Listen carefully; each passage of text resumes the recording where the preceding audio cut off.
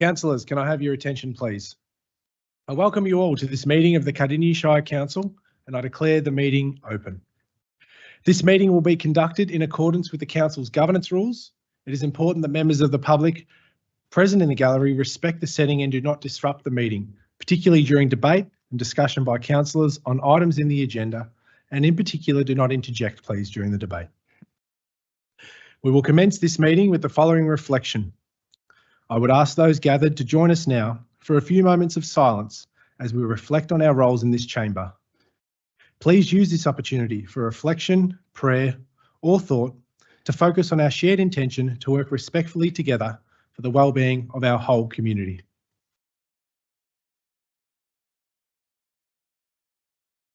Thank you, everyone. The Cardinia Shire Council respectfully acknowledges that we are on the traditional lands of the Bunurong and Wurundjeri people and pay our respects to their elders past and present. Tonight we have no apologies for the meeting. Can I have a motion, please, to adopt the minutes of the previous meetings as listed, the General Council meeting or the Ordinary Council meeting on the 20th of November 23 and the Town Planning Committee meeting on the 4th of December 23. Councillor Moore, can I have a seconder, please? Councillor Radford. All those in favour? All those against? I declare that carried. Councillors, are there any declarations of interest for tonight's meeting? I see none. Thank you. The items on today's agenda are as follows. Item 6.1.1, Amendment C274, Officer South Employment PSP ICP. Can I have a mover, please? Councillor Cameron.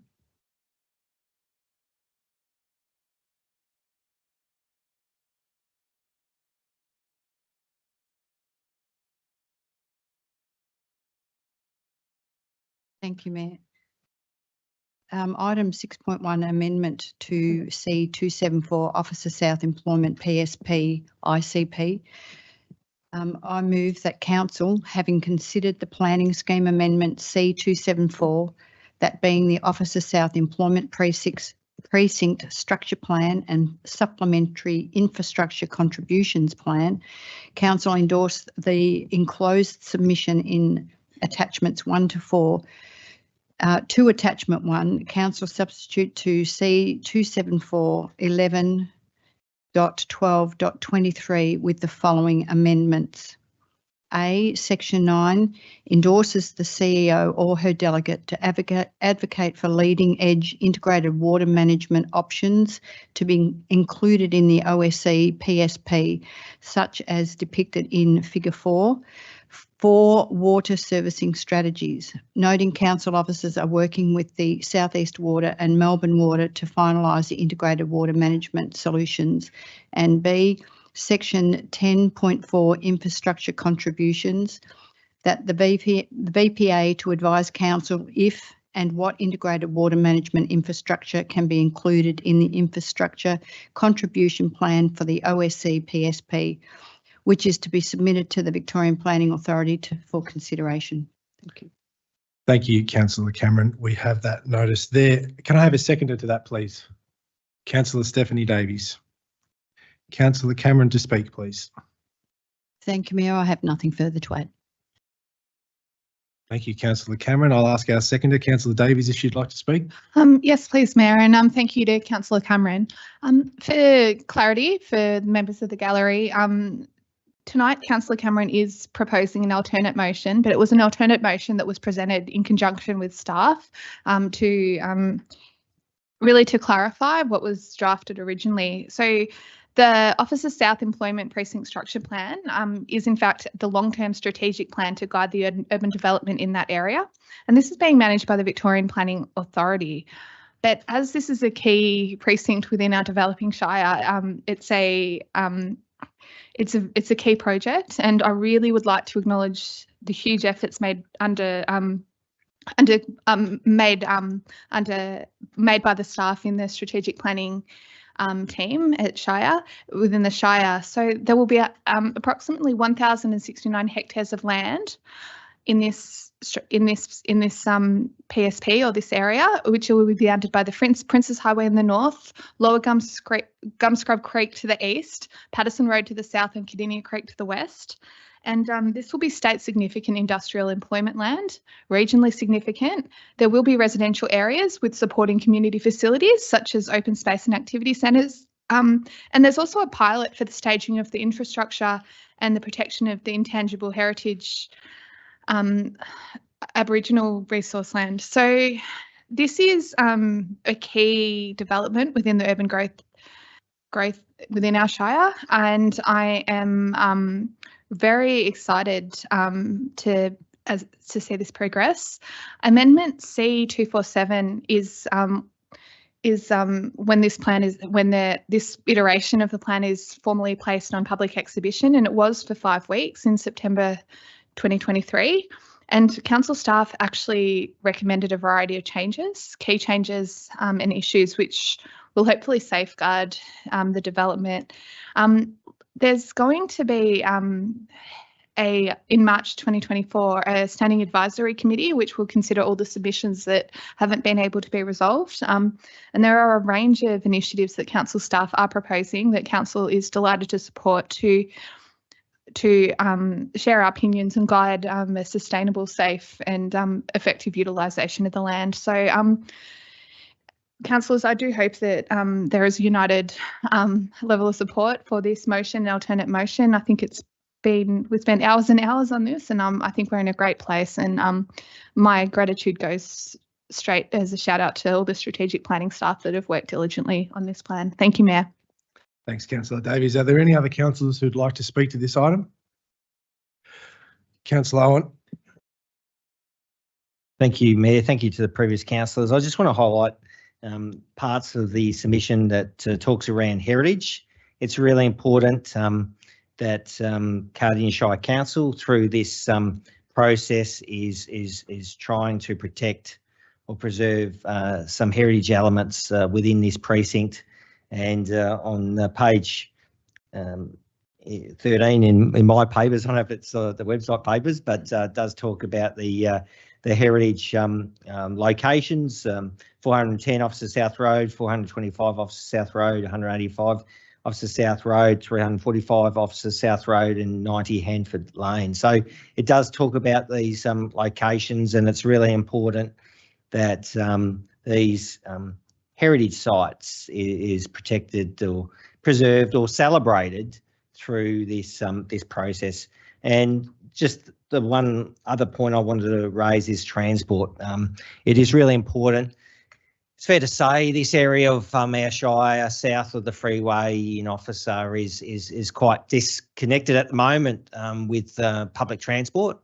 And it's really important that through the development of this this plan, we do address the issues, the key issues around public transport, and also footpaths and other sort of transport connections, because it is really important.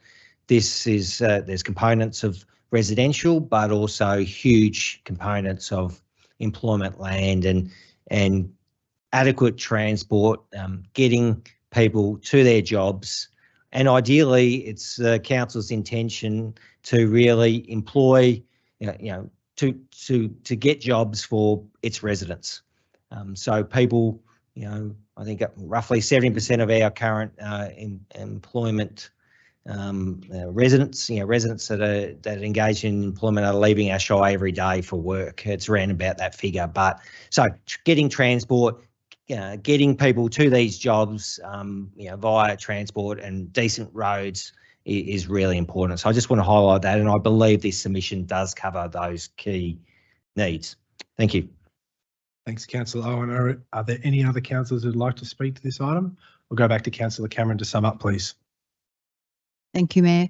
In conclusion, Council looks forward to collaborating with the Victorian Planning Authority, other agencies, and landowners to achieve the vision of the precinct structure, to provide for employment and industries for the future, to value add to existing communities, release a key of transport and economic links, to integrate complementary community and open space assets, to respond to sustainable environmental and drainage needs, and to future-proof industry-ready services for infrastructure.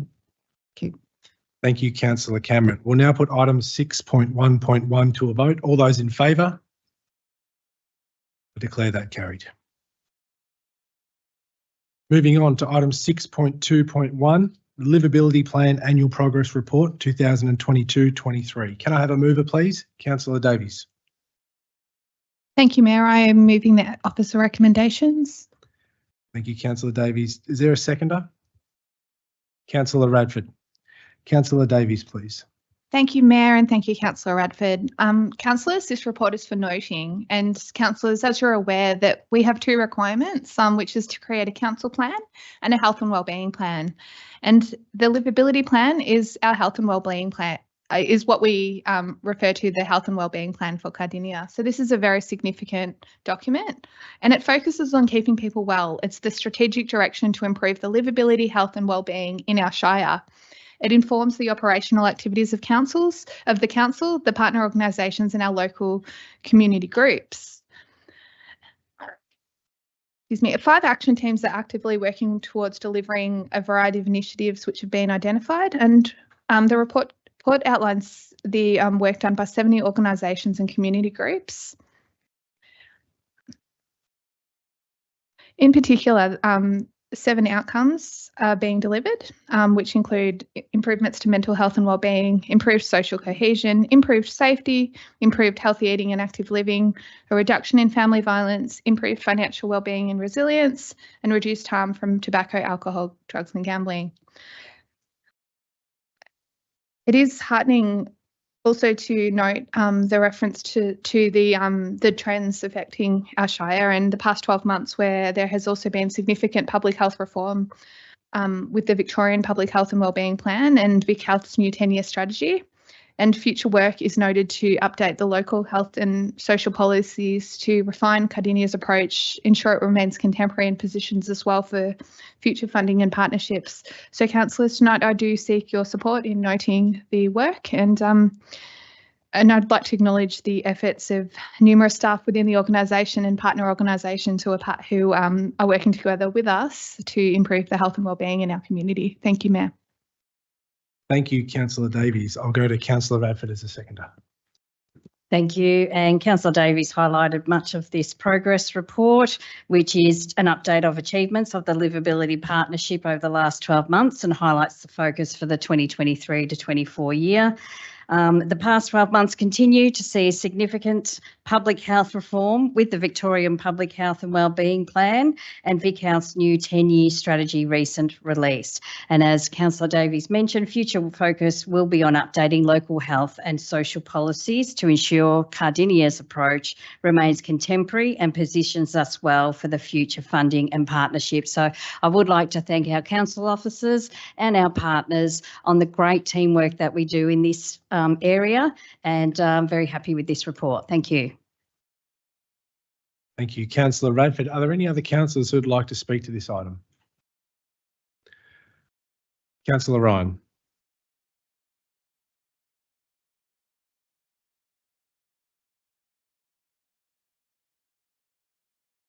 Thank you, through you, Mayor. I support this report. It's a fantastic report, the Livable Plan, and part of the, I just want to mention the mental health and wellbeing reform, and it was taken from the Victorian Government, is continuing to implement and the recommendations from the Royal Commission into Victoria mental health system, which was released for the mental health and wellbeing over a 10-year strategy. Council has a team of mental health and wellbeing action team that's been working together since 2016 and working alongside with what comes out of the Royal Commission. So I'm really proud to say that Council has come to the top in leading the way for other councils to have knowledge and skills and information and services in their community that are recommended from the Royal Commission, especially for our adult mental health hub. Eventually, hopefully, will happen in the near future. So, but I support this report. Thank you. Thank you, Councillor Ryan. Are there any other councillors who'd like to speak to this item? There being none, I'll go back to the mover, Councillor Davies, to sum up. Thank you, Mayor, and thank you, Councillors Radford and Ryan. I have nothing further to add, and I confirm that Council, I seek your support in noting this report. Thank you. Thank you, Councillor Davies. We'll now put item 6.2.1 to a vote. All those in favour? Against? I declare that carried. Moving on to item 6.2.2, Social and Affordable Housing Strategy Progress Report. Can I have a mover, please? Councillor Colin Ross. Thank you, Mayor. I move the officer's recommendation that Council notes the report is presented in response to the notice of motion by Councillor Ross on the 21st of August 2023 and includes an update of the progress of Cardinia Shire's Social and Affordable Housing Strategy and Action Plan 2018 to 2025 and information that is required to establish a multi-level affordable and support facility within Cardinia Shire like Fivs Place. Thank you, Councillor Ross. Do I have a seconder? Councillor Ryan. Councillor Ross to speak, please. Thank you, Mayor. Just anyone who chooses to look through this report will see that this council has done more in this space than what most interface councils do. We actually identified way back in 2017-18 that there was an issue around affordable housing and homelessness, and we set about trying to locate some areas that were council owned or the people owned that might be suitable for affordable housing. And what came out of that was there were 4 areas that were identified, and of those 4 different areas that were identified that were council owned land, we finished up with all 4 parcels being developed in partnership with community housing sector groups. One was a 4-bedroom home for women and children completed in partnership with SJD Homes. The Victorian Homeless Fund and Women's Property Initiative leased the council-owned land. There was another 3-bedroom double-storey homes for low-income women and women with previous experience of family violence, completed in partnership with the Women's Property Initiative and the Victorian Property Fund and the Edward Wilson Trust. Sold at a discount. We sold it at a discount with an S173 agreement. We have a 16-unit independent living with special service for special provision for ground level for people with managing mental health conditions, completed in partnership with Mind and Haven Foundation, sold at a discount with a Section 173 agreement. And we have 10 2 to 3 bedroom homes for women and children completed in partnership with Ways, Windermere, Sierra Homes and the Peter and Lindy White Foundation leased the council-owned property. This is a really, really great development, and I won't go on too much longer because the report actually speaks for itself. But if you actually look at some of the targets that were endorsed in the Social and Affordable Housing Strategy of 2018-2025, I'll just go to the first target. By 2025, 5 commitments to deliver affordable housing are secured for the local government, state government and or privately owned land. There was a total of 137 dwelling commitments since 2018. There was 22 dwellings developed, negotiated through council's planning team. There were 33 dwellings which were council assisted through land or lease of that land, which I've already mentioned. And in conjunction with that, there was another 82 dwellings which the Victorian state government has committed, and there's 31 being built and 51 underway. This is a moving document. It's relevant at the moment, and it's great to see that we got ahead of the game and we're doing something really meaningful in this area.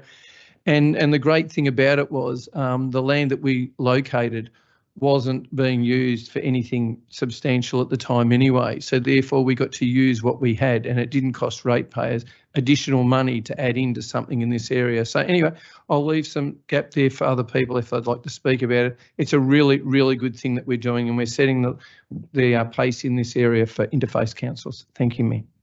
Thank you, Councillor Ross. We'll now go to the seconder, Councillor Ryan. For you, Mayor. Thank you, Councillor Ross, for putting this in action here. I totally support the recommendations on this report. I think it's one of those things that council again is leading the way in the support with people, the potential homelessness from whether it be domestic violence or whether it be they've lost their job, they've had a hard time and they can't pay rent. There's a long way still to go. We've got women 55 and over that are living in their cars, and we need to address those. We've got men that are out there with their children that have got nowhere to support them because a lot of facilities don't take men and children. So we need to aim wider in this, further on in the report as it progresses over the years. And I think, you know, it's just a wonderful report, but it's also council do care about the community. Council are aware of what's going on, and we want to participate and give as much as we can in advocating and getting these up and running. Thank you. Thank you, Councillor Ryan. Are there any other councillors who would like to speak to this item? There being none, I'll go back to the mover. Councillor Ross, to sum up, please. Thank you, Mayor, and thank you, Councillor Ryan, who's on the committee with myself, being the chair, on behalf of council. Most of us councillors, there's a case study written in the report. I won't go through it all. It does have 60 dwellings and 33 car parks located. It's called Viz Place in Dandenong. It's an amazing place where one day it's a bit of a dream that we might be able to do something like this substantial that has 60 dwellings in it, that could be in CBD of Pakenham somewhere, that will change lives forever. It'll be a generational thing. So many people will be impacted. I know one of my goals as the chair was to bring the council out to visit Viv's Place so they could see what actually is out there happening. And there's only one other in the world that it got based off, and that was in New York. And this other one's in Dandenong. And all the money that was generated to build these things given by foundations and different groups. So all we need to do is find the location and have the right planning parameters in that area, and hopefully we can see something amazing happen. Anyway, anyone who chooses to read it, it's a really good report. Thank you, Mayor. Thanks, Councillor Ross. We'll now put this item up for a vote. All those in favour? Against? I declare that carried. Moving on to item 6.2.3, State Infrastructure Projects Yearly Report. Can I have a mover, please? Councillor Davies. Thank you, Mayor. I move the officer recommendations that Council notes the progress, completed actions and future milestones for major projects as detailed in this report. Thank you, Councillor Davies. Is there a seconder? Councillor Cameron. Councillor Davies to speak, please. Thank you, Mayor. Councillors, I confirm that this is another report for noting, but it is an excellent summary of the work done by Council's Major Projects Business Unit, who provide a project management and advocacy function to liaise with the state government agencies that are delivering major projects within our Shire. This includes the Level Crossing Removal Project, Rail Projects Victoria, the Victorian Health Building Authority and Major Road Projects Victoria. The report is a summary of the progress of each of various projects by these bodies during 2023 and a look ahead at the activities planned for 2024. I am an engineer by trade, so I have a huge respect for the staff that are on the ground providing that service, making sure that Council advocates on a technical level and understands and supports these projects, which are just going to have such a incredible legacy, provides such an incredible legacy to our Shire. And there's so many of them. For the level crossing removal projects, we've had in Pakenham 3 rail over bridge projects and 2 stations being constructed. Brunt Road and Officer is another rail over bridge. There's the level crossing group are also closing Station Street and Officer. At Station Street and Beaconsfield, there's a road over rail bridge being constructed, and at Nanagoon, a car parking upgrade. RPV, which is Rail Projects Victoria, along the Gippsland line, are undertaking various upgrades, including at Bunyip Station and the Victorian Health Building Authority at Pakenham Community Hospital, whilst have been plagued with a whole lot of delays, are slowly but surely progressing this vital infrastructure. And finally, work being done by Major Roads Projects Victoria, in specifically the Pakenham Roads upgrade package, including Hillsville to Kooyarrup Roads freeway interchange and road upgrade, at McGregor Road, the freeway interchange and the road upgrade, and Racecourse Road upgrade. And Council's staff are working diligently with these agencies to facilitate timely, effective construction and also reduce the impacts on our local community, whether that's advocating for better traffic management or utilisation of local suppliers or small design changes, providing gentle influence to lead to better outcomes. They're doing this incredibly well, and I'm so grateful as a councillor to have such a wonderful team supporting us. So councillors, I do seek your support in noting this report and passing on our gratitude for a job well done. Thank you. Thank you, Councillor Davies. Just before we go to the second to Councillor Cameron, I'll just ask if everyone can please make sure their phone is on silent. Thank you. Let's go to the seconder. Councillor Cameron, please. Thank you, and thank you, Councillor Davies. Several major projects are in progress in Pakenham and will help to improve movement and place outcomes, as well as revitalise Main Street and surrounding areas. These projects include the Pakenham Level Crossing Removal Project, Pakenham Roads Upgrade, Pakenham Community Hospital and Council's Pakenham Revitalisation Project.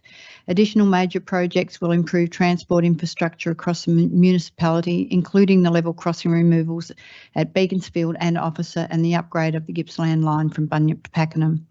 Council's major projects team will continue to work in partnership with state government agencies and advocate for the best outcomes for the community. Council officers continue to encourage the community to provide feedback during the consultation phase of the projects. Project updates are also provided on Council website and the state government's Big Build Victoria website. Thank you. Thank you, Councillor Cameron. Are there any other councillors? Councillor Owen. Thank you, Mayor. Thank you, other councillors. Obviously, these are state-managed projects, but Cardinia Shire Council's got a key role in the delivery of these projects and advocacy. And I do want to acknowledge the author report, Narelle Bulleid, and her staff. She regularly updates councillors and advocates on council's positions on a number of these projects. And I just want to briefly talk about the Station Street Beaconsfield level crossing removal project. And definitely there has been some concerns raised right from the very start that this project was announced. And I'm really pleased that council has been advocating for a number of issues, whether it relates to the Heritage House.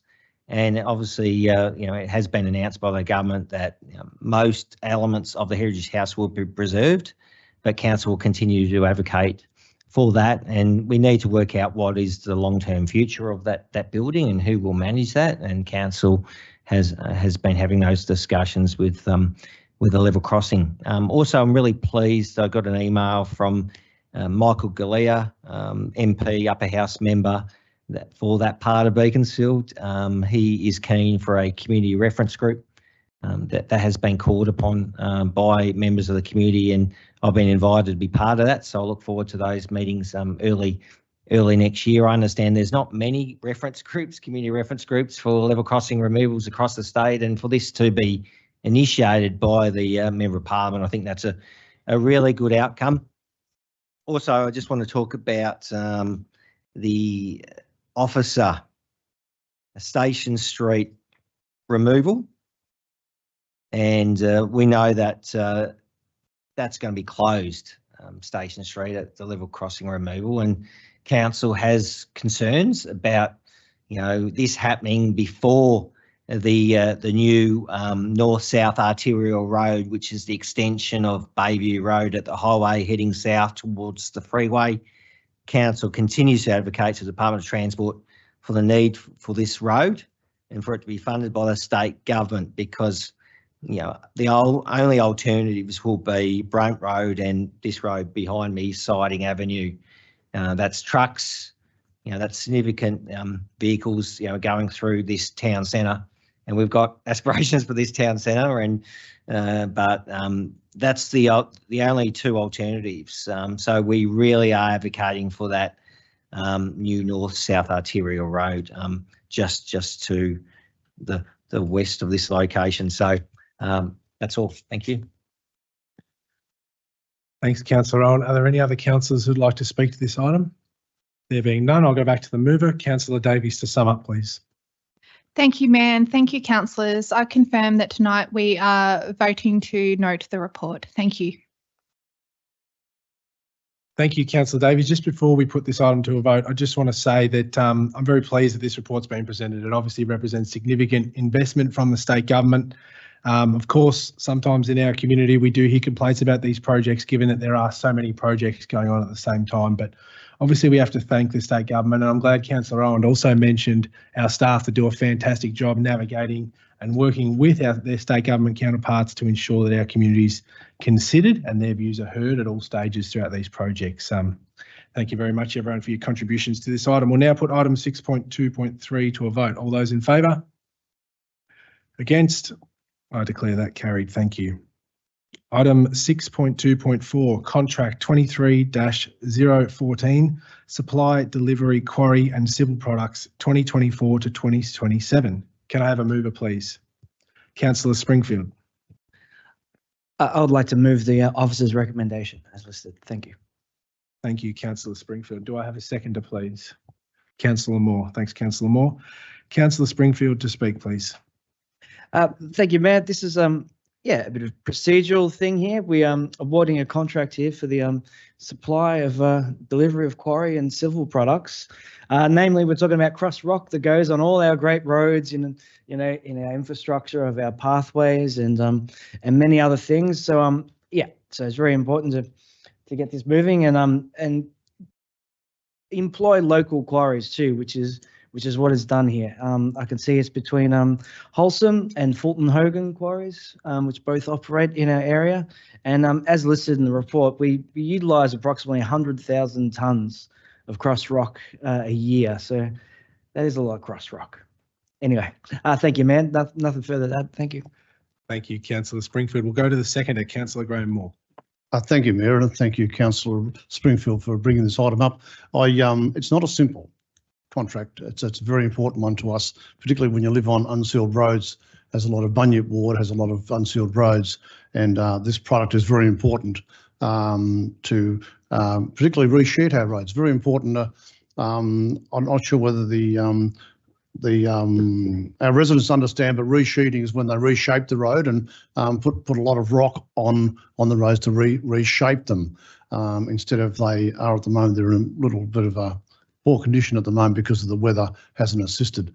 But to see Wholesome have the quarry at the old Pakenham Blue Metals site in Pakenham or up Pakenham Upper, and of course Fulton Hogan are a New Zealand company, but they operate in Australia. So it's really great to have these two well-structured companies supplying this material for us, and it starts commencing in January 2024, and including they'll have an option to a further 2-year period in accordance with our general conditions of contract.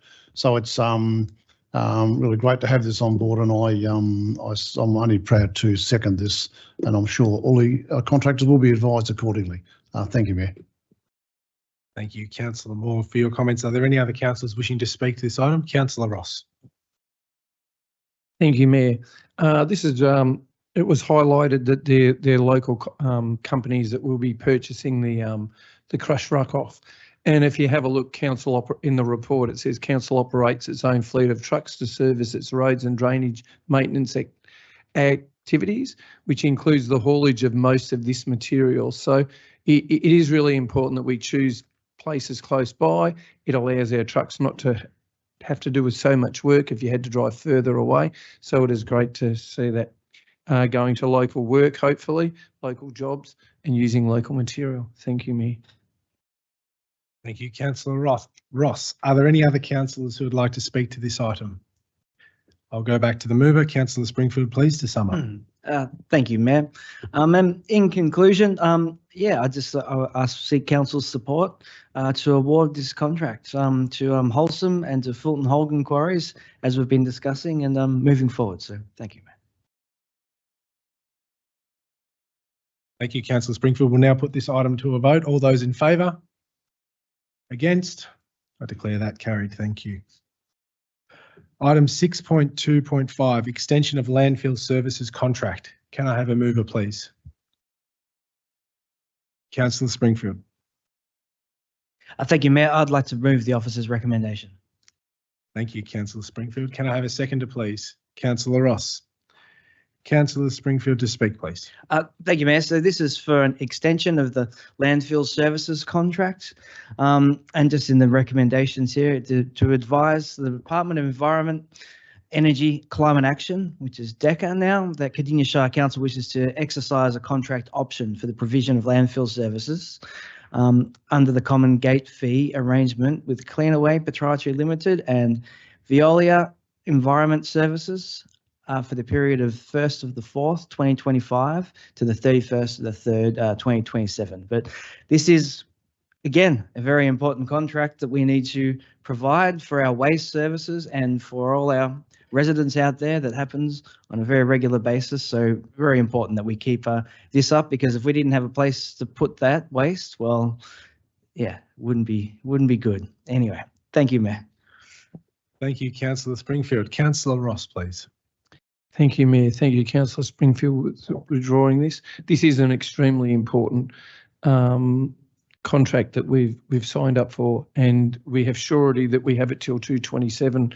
With Pakenham's growth rate of 4.6% coming in the future, our waste will be increasing considerably. Hopefully we'll be able to educate the community in such a way that we'll be able to divert a lot of it to recycling and use their green waste bins. Anyway, it is really, really important, because as Melbourne grows, the availability of landfill sites gets less, and unless you get in and make sure you've got your contract, it is so hard to renegotiate if they're running out and they're looking for alternates. Thank you, Mayor. Thank you, Councillor Springfield. Thank you, Councillor Ross. Are there any other councillors who'd like to speak to this item? There being none, I'll go back to the mover. Councillor Jeff Springfield, please, to sum up. Thank you, Mayor. I have nothing further to add besides asking Council to support this provision. Thank you. Thank you, Councillor Springfield. We'll now put this item to a vote. All those in favour? Against? I declare that carried. Thank you, councillors. Moving on to item 6.2.6, contract number 23-22, Kuirup Bowls Pavilion modular build. Can I have a mover, please? Councillor Kay Cameron. Thank you, Mayor. I wish to move the officer's recommendations that Council 1 award contract to 23-022 Kuirup Bowls Pavilion modular build to KL Modular Systems Australia Proprietary Limited for $4,455,120, excluding GST, subject to approval of the revised project timelines by the funding providers, and 2, approve the use of the contingency items as detailed in the confidential arrangement for the delivery of this contract. Thank you, Councillor Cameron. Do I have a seconder for that? Councillor Moore. Councillor Cameron to speak, please. Thank you, and thank you, Councillor Moore. The Kuirup Bowling Club Pavilion project will deliver a major redevelopment of the existing facility, which will support a growing community and meet the needs of both the club members and the broader community. The project involves the demolition of the existing premises and subsequent design and construction of a new facility, which will consist of change rooms, accessible toilets, lounge areas, kitchen, bar, servery, bistro, community rooms with breakout areas and kitchenette, new car park facilities and covered walkways. Consideration has been given to the continued use of the facility for the duration of the construction, including safe access to the bowling green. The project has been developed in accordance with the Council's Recreation Reserve Facility project guidelines. Funding for this build has been through the Growing Suburbs Fund, Building Better Regions Fund, and a contribution from Council. The total of that The funding is $5,200,000. Thank you. Thank you, Councillor Cameron. We'll now go to the seconder, Councillor Moore, please.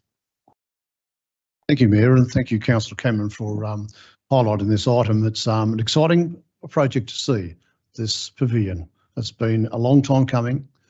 The report provides a recommendation for the appointment of a commercial builder, which we need on our buildings in Cardinia Shire, and undertake the design and construction of the Kooyurup Bowling Club Pavilion. You have to go and see the existing pavilion, how antiquated that building is, how long it's been there for, and this is going to be a wonderful thing that has been around a long time. Being a modular build, and most of our pavilion buildings these days are modular because of the speed and the cost of these facilities. The local community of Kooyurup, particularly the bowling club in particular, have been waiting for this a long time, and I know it took a while to convince is a word. I'm not sure whether that's the right word. I think discuss the modular build, because most people want to see a permanent building, and today these modular buildings are permanent, and I think that's been expressed quite a number of times with our latest pavilion builds. But the tender evaluation was conducted against weighted and non-weighted criteria, followed by the clarifications, reference checks of the builders, and the scorecard financial assessment of the preferred tenderer. Even checks into where this builder in particular has built buildings in other councils. That's KL Modular Systems. So I'm looking forward to the start of this process, and we'll look forward to seeing this pavilion built.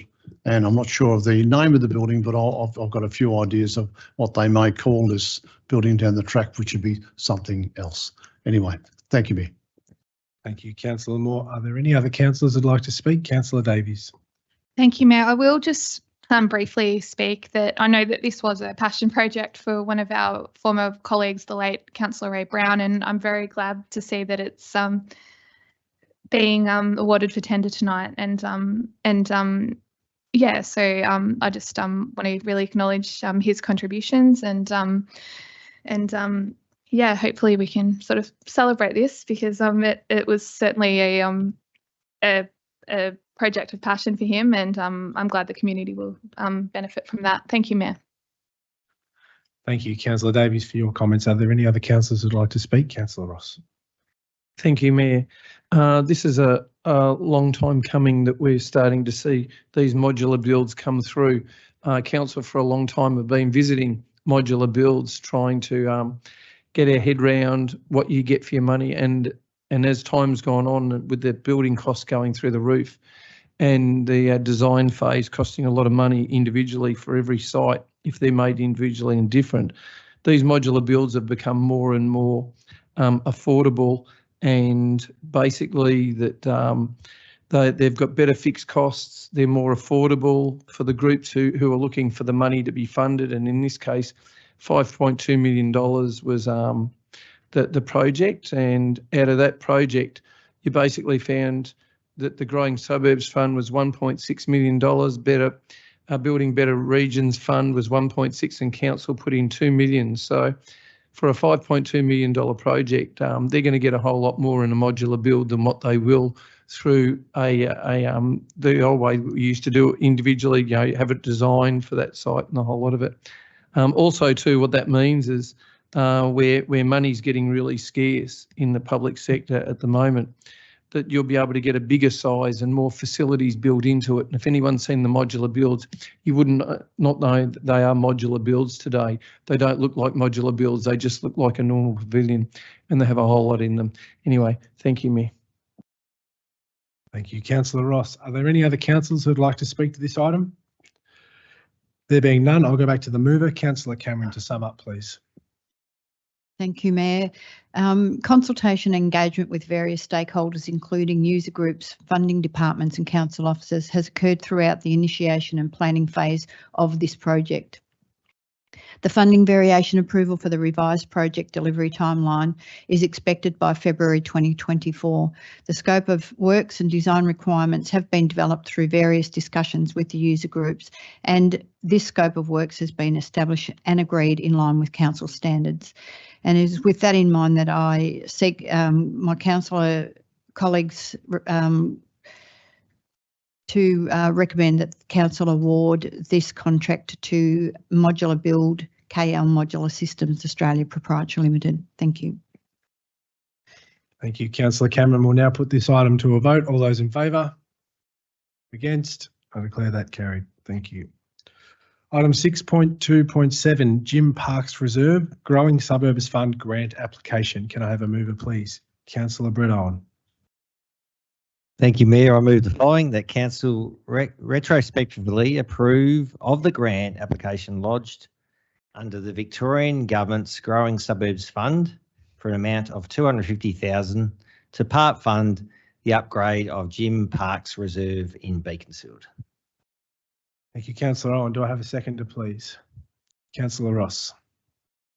Councillor Owen to speak, please. Thank you, Mayor. Thank you, Councillor Ross. Jim Parks Reserve in Beaconsfield is in this current 23-24 council budget for an upgrade and renewal.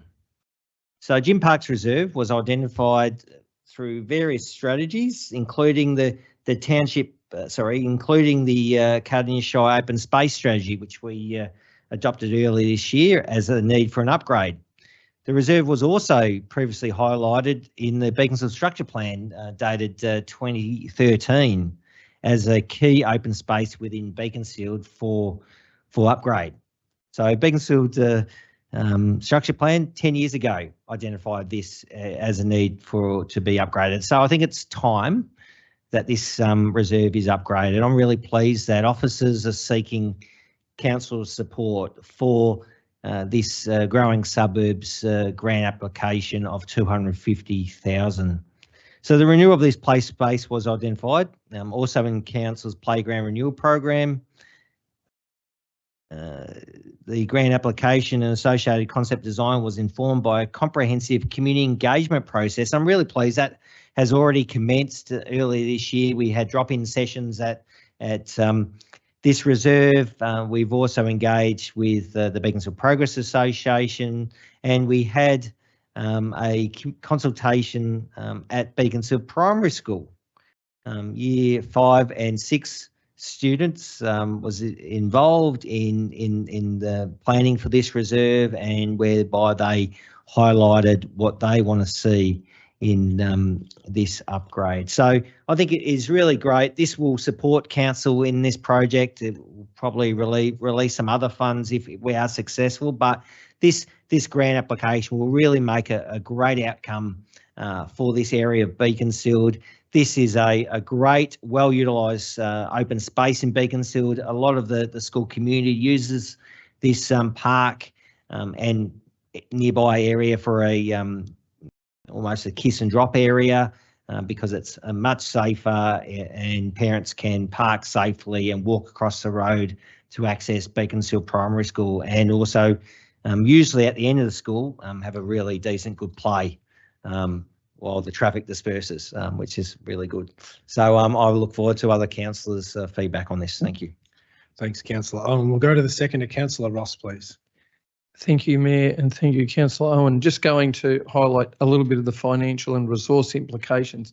Council had budgeted $430,000 for this project in this financial year. Should the Growing Suburbs Fund application be successful and Council has awarded the full $250,000, the project would have an additional $70,000 spent in it, but at the same time, Council would be able to reduce what they were putting in to move into other projects, because in times of money being scarce and rate capping trying to make it still affordable for ratepayers, there's other projects that are sitting there waiting to be launched. But unfortunately, if you don't have the money, they don't get a run for their money. So hopefully, if this comes through and the Growing Suburbs Fund comes through, there'll be some money for some other projects that are sitting in standby at the moment waiting to happen. And at the same time, this project will actually get another $70,000 spent on it, so it will improve it, and there'll be some additions in it that will make it better than what it was originally planned to be. Thank you, Mayor. Thank you. Councillor Ross. Are there any other councillors who would like to speak to this? Councillor Graham Moore. Thank you, Mayor. I do note that I noticed that Councillor Rowan and two of his children were playing in this park when, if you have a look at our latest Connect newsletter, so it just shows you how conscientious and important that is to the Owen family. But I do note that the when they had the consultation with the, as Councillor Rowan nicely puts it, as a consultation with school children, which is great, and they talked about leaving some of the equipment there, leaving the sandpit, and there's a tractor type sandpit machine that they play with is going to be retained. So they don't want to change it all. They just want to change it to certain ways. They talk about this big tunnel slide, which would be fantastic to see down the track. So I fully support this this upgrade, because upgrading some of our playgrounds is very important to our community. Is a high priority on our community, really. So it's to see the Jim Parks Reserve upgraded, particularly with the growing suburbs fund application of $250,000, does make a difference, because it doesn't come out of our back pockets, Mr. Mayor. Thank you.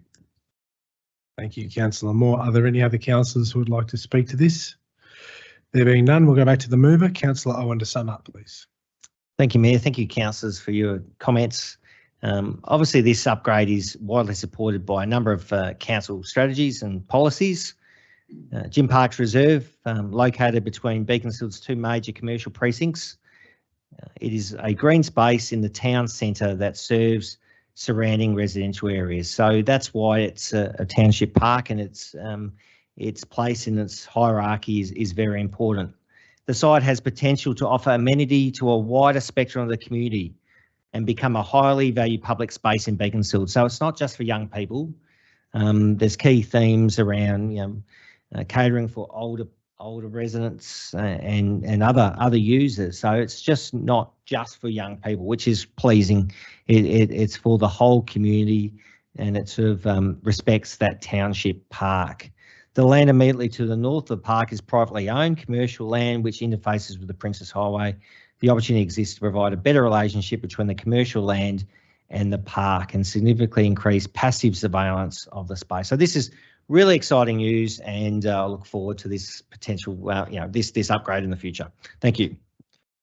Thank you, Councillor Owen. We'll now put this item to a vote. All those in favour? Against? I declare that carried. Moving on to item 6.2.8, Bushfire Neighbourhood Safer Places endorsement. Can I have a mover, please? Councillor Jeff Springfield. Thank you, Mayor. I'd like to move the officer's recommendations. Thank you, Councillor Springfield. Is there a seconder? Councillor Davies, thank you. Councillor Springfield to speak, please. Thank you, Mayor. So the Bushfire Neighbourhood Safer Place. It's well, it's not necessarily the safest place, but these are important things, very important allocations that we have up in our bushfire high risk areas, and it is the place of last resort, also called the bushfire place of last resort. And just in case, in that emergency, when it gets catastrophic, and if there's, and you get caught out, it's designed to be a recognised place where community can go to when it is the place of last resort.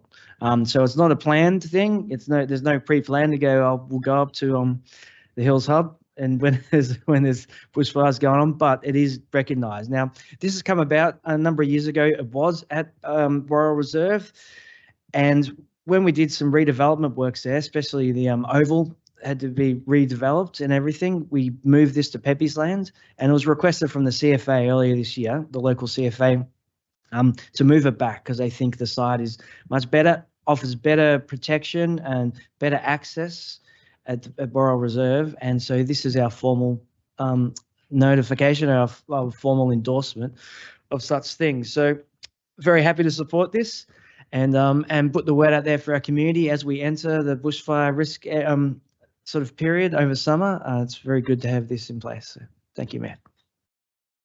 Thank you, Councillor Springfield. I'll go to the seconder, Councillor Davies. Thank you, Mayor, and thank you, Councillor Springfield. Whilst I live in suburbia now, I did grow up in the hills, and bushfire safety is incredibly important. And these are Worrell Reserve is the designated safer place, but it doesn't mean it's safe.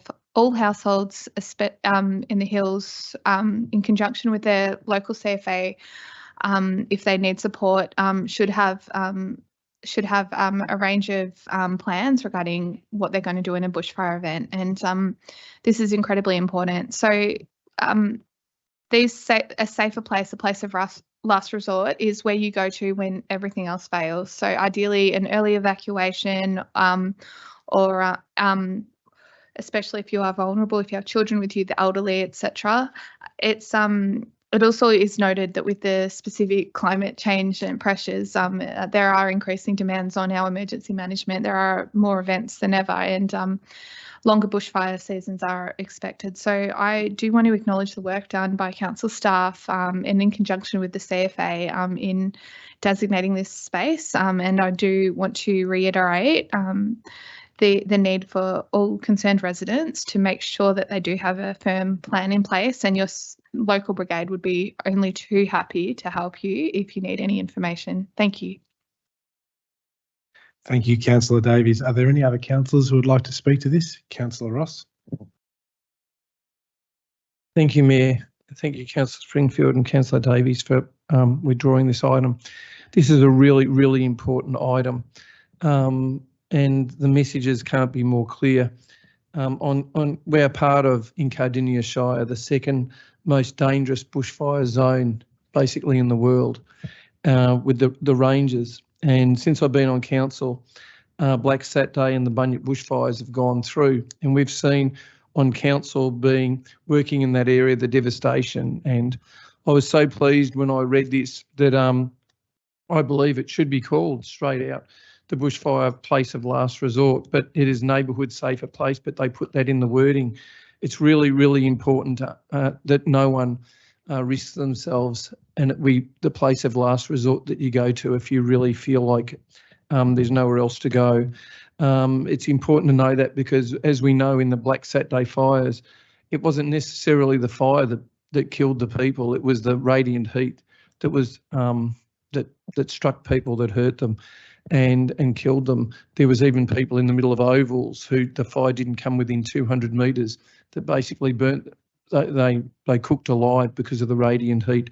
So I hope people take this in context, that it is really a place of last resort that you go to if there's nowhere else to go. I sincerely hope that people don't see it as a place that you say, well, I'm going to hang on and hang on and hang on until it's too late, and then I'm going to go down there with my family, and believe that this is going to be the place to be. It is a place of last resort. It is the last place you can go to. And the CFA has recommended that it go back to Worrell Reserve. Anyway, thank you, Mayor. Thank you, Councillor Ross. Are there any other councillors who would like to speak to this? Councillor Owen.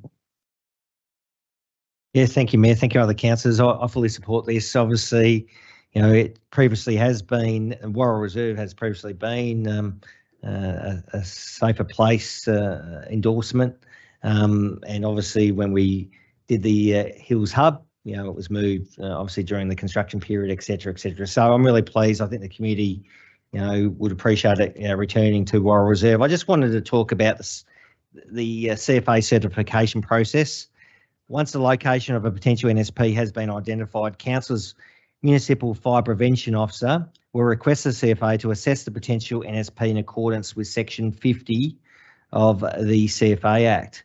The CFA will assess the potential NSP against its guidelines, including observing surrounding vegetation and potential impact of fire on the NSP. Following its assessment, the CFA will advise council in writing of the outcome of its assessment and whether the potential NSP meets its guidelines. So obviously for Worrell Reserve, it does meet the guidelines. It does have the CFA certification. I just briefly wanted to comment, the Upper Beaconsfield community over a number of years have been advocating for a neighbourhood safer place. It is this CFA certification that has been a stumbling block for the Upper Beaconsfield community.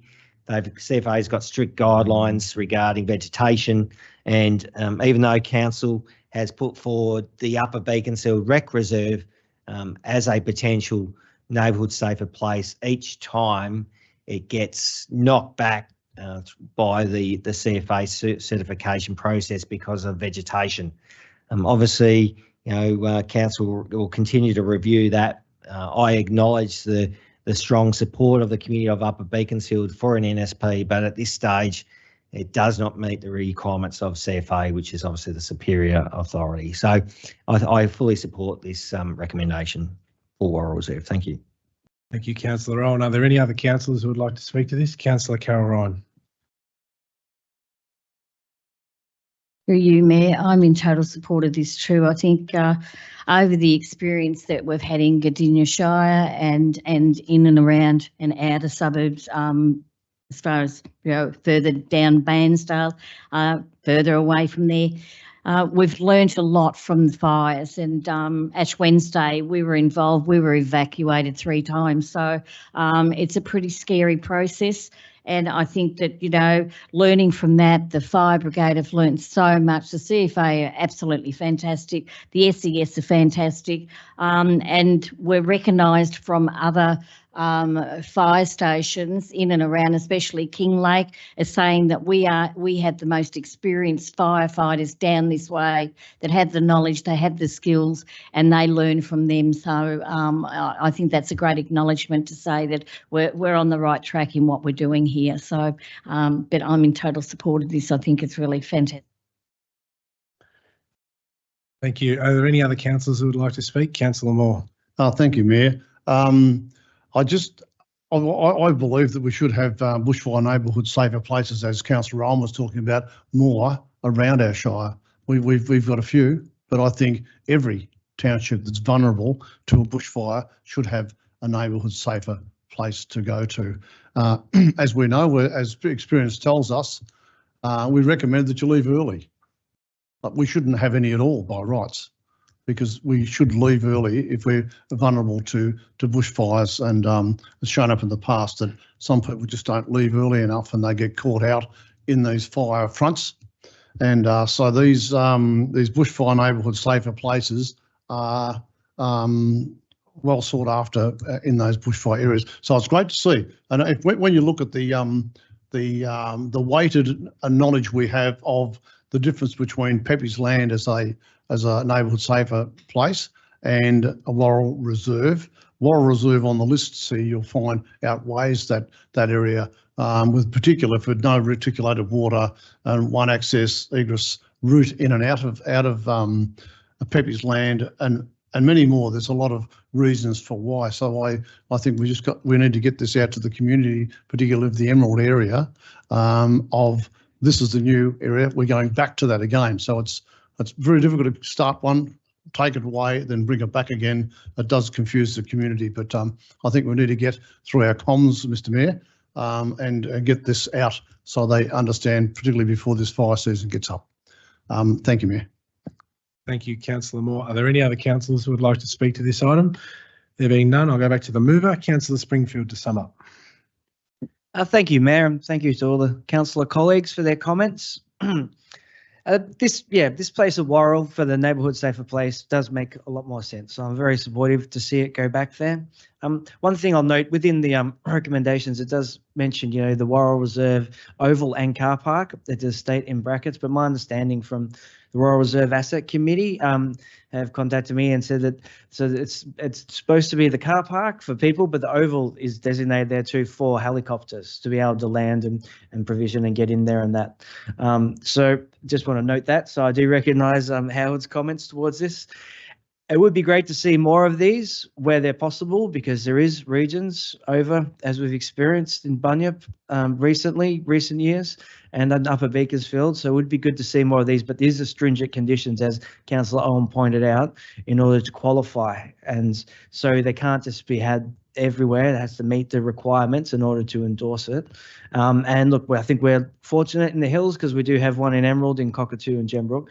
And it is my great hope that we never have to use it, and hopefully that will be the way it is. And if we have to have a wet summer each year to avoid the bushfires, then so be it. But anyway, thank you, Mayor. I'll leave it there. Thank you. We'll now put item 6.2.8 to a vote. All those in favour? Against? I declare that carried. Moving on to item 6.2.9, appointment of delegates. Can I have a mover, please? Councillor Davies. Thank you, Mayor. I move the recommendation per the report. Bless you. Thank you, Councillor Stephanie Davies. Do I have a seconder? Councillor Ross. Councillor Davies to speak, please. Thank you, Mayor, and thank you, Councillor Ross. As listed in the report, there are a range of committees and reference groups that are essentially divided between councillors that council needs to have an official representation on. So for that reason, I won't read them all out, but I do believe there's a great spread of the workload, and I am looking forward to working on with organisations and committees over the next 12 months. Thank you, councillors. And I am just seeking a vote in support to appoint everyone to the committees. Thank you. Thank you, Councillor Davies. We'll go to Councillor Ross as the seconder, please. Thank you, Mayor. Just extending on Councillor what Davies said about this, Councillor Davies, in relation to everyone pulling the load in this area. It's really good to see this year that we've got action teams under the livability plan included in it. Because as time's gone on, things change, different committees come and they go, the waste isn't there anymore. That's one of the examples that isn't there anymore because we don't have an avenue to state parliament through a delegate anymore.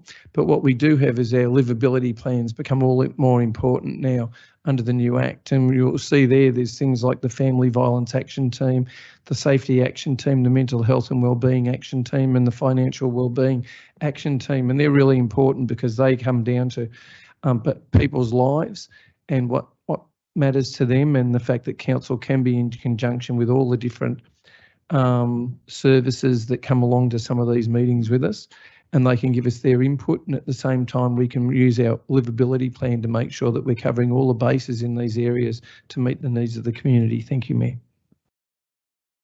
Thank you, Councillor Ross. Before I go to Councillor Owen, I just wanted to note that in the papers, the Motorsports Club Steering Committee, it says there that we will delete this committee. That's not true. We're going to remove those words from the report. And so if all councillors support that, the intention is that the Motorsports Club Steering Committee will remain with Councillors Cameron and Owen. Thank you. Councillor Owen to speak, please. Thank you, Mayor. That's exactly what I was going to say, but that's great to get your endorsement on that, because definitely the Motorsports Club Steering Committee is very important that Councillor Cameron and I sit on. We have two local motorsports clubs, and that's the Pakenham Auto Club and the Kiriuppen District Motorcycle Club. And so I look forward to those meetings reconvening early next year. And also I just want to mention the Arts and Culture Reference Group. I was approached by a committee member the other day asking about that. So I can reassure that committee member that the Arts and Culture Reference Group is still an operating committee. So I look forward to those meetings in the new year. So as you said previously, councillors, it's each year we appoint these delegates. I personally have obviously the Access and Inclusion Committee, which I'm very passionate about. Also the Mount Shamrock Quarry Extension, which is in my ward. Also Heritage, the local history group with Councillor Ryan. So each councillor, put their hands up for these committees because they are passionate about these areas and something they wish to advocate for. That's all. Thank you. Thank you, Councillor Owen. Are there any other councillors who would like to speak to this item? There being none, I'll go back to the mover. Councillor Davies, please, to sum up. Thank you, Mayor, and thank you, councillors, for your kind words and also your nominations.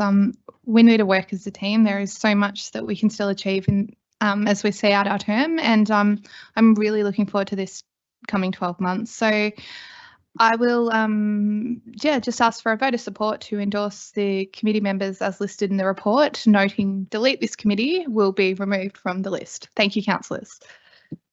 Thank you, Councillor Davies. All right, we'll now put this item to a vote. All those in favour? Against? I declare that carried. Item 6.2.10, response to petition power generator provision Upper Beaconsfield. Can I have a mover, please? Councillor Brett Owen. Thank you, Mayor. I move the following. Council note the petition and thanks the residents for their engagement in community emergency preparedness. Council note the response of the emergency management team regarding relief provision in the event of an emergency event as per the Cardinia Shire Municipal Relief and Recovery Subplan, and council and community advocate to the Victorian Government for the inclusion of more Cardinia Shire townships in the Energy Resilience Systems program led by DECA. I move so. Thank you, Councillor Owen. Do I have a seconder? Councillor Davies. Councillor Owen to speak, please. Thank you, Mayor. Thank you, Councillor Davies. So just 3 weeks ago at the October Council meeting, I tabled a petition from Upper Beaconsfield resident Mary Oak. Mary's very passionate about this issue. I've engaged with Mary a number of times in the last couple of months about this issue. So I'm really pleased that I tabled this petition on her behalf.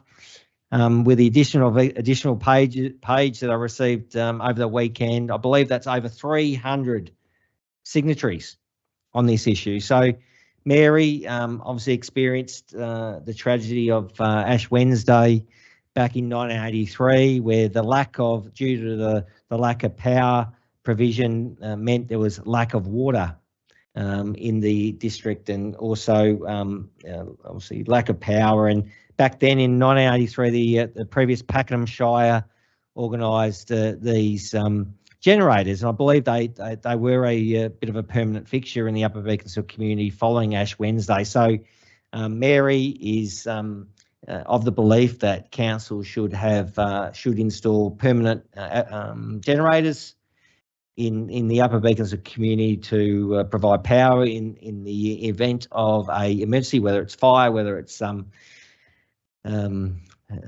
storm events. So this report does address that. So I just wanted to talk about that. Obviously, the recommendation. So Cardinia Shire has a long history of major emergencies, including those that have resulted in significant prolonged power outages. The most recent one was in June and October in 2021. These events resulted in significant power outages for the townships of Emerald, Cockatoo, Gembrook and Tynong North.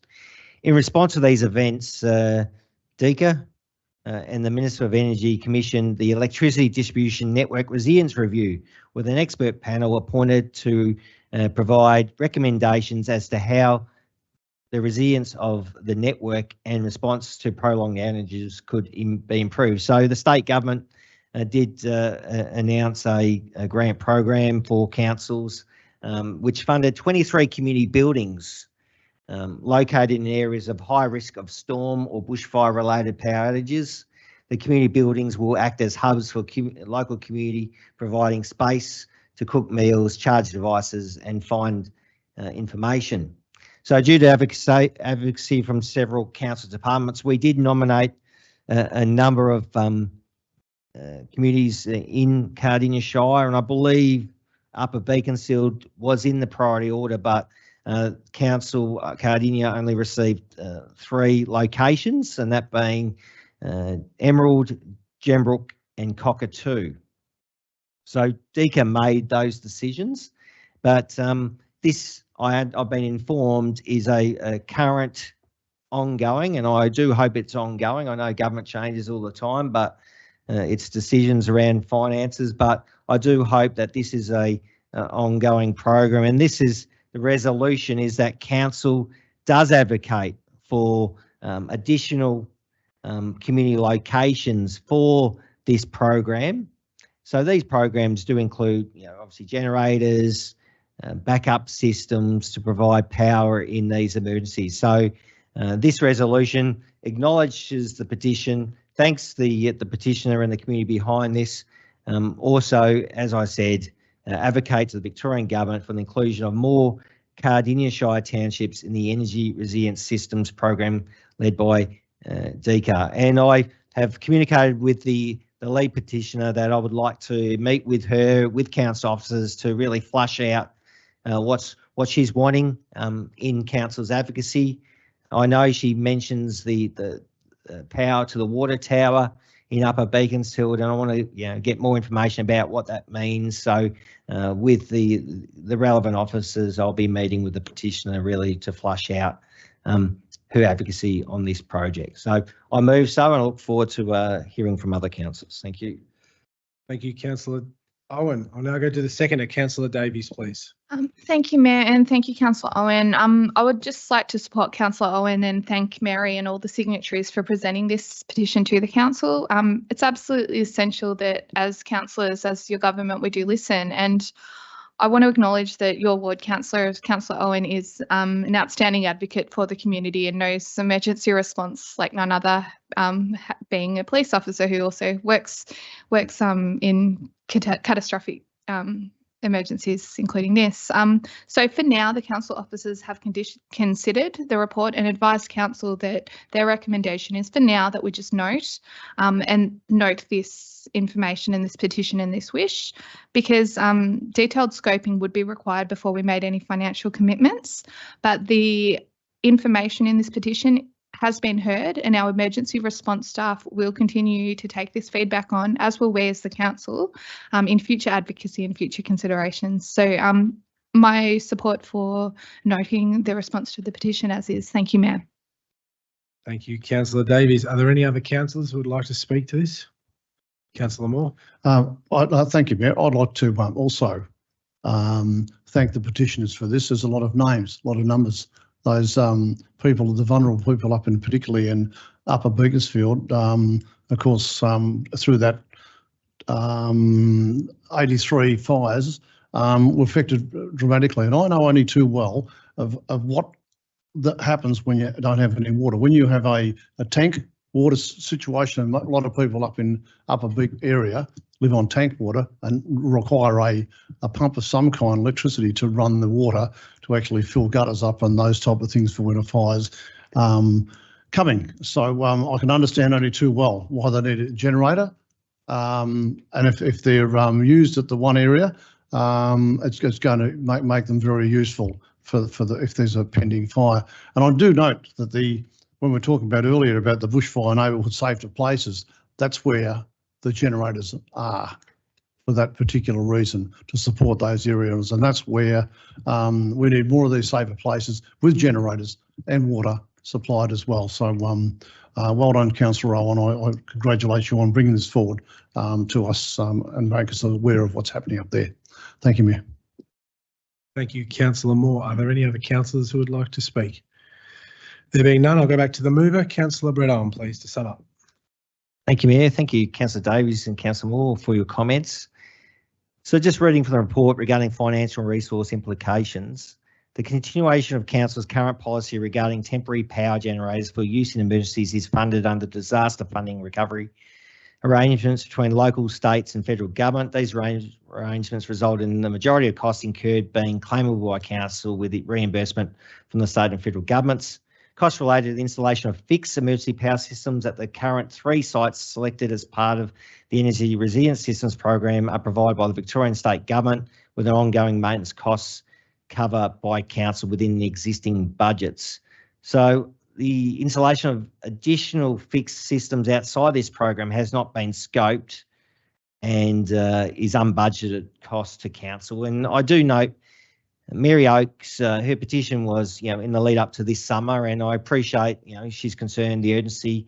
Unfortunately, there's no provision in our current budget for such a generator, permanent generator in Upper Beaconsfield. But I just commit to Mary that Council will advocate as part of that state government program, and hopefully we can, Upper Beaconsfield be one of the sites in the future.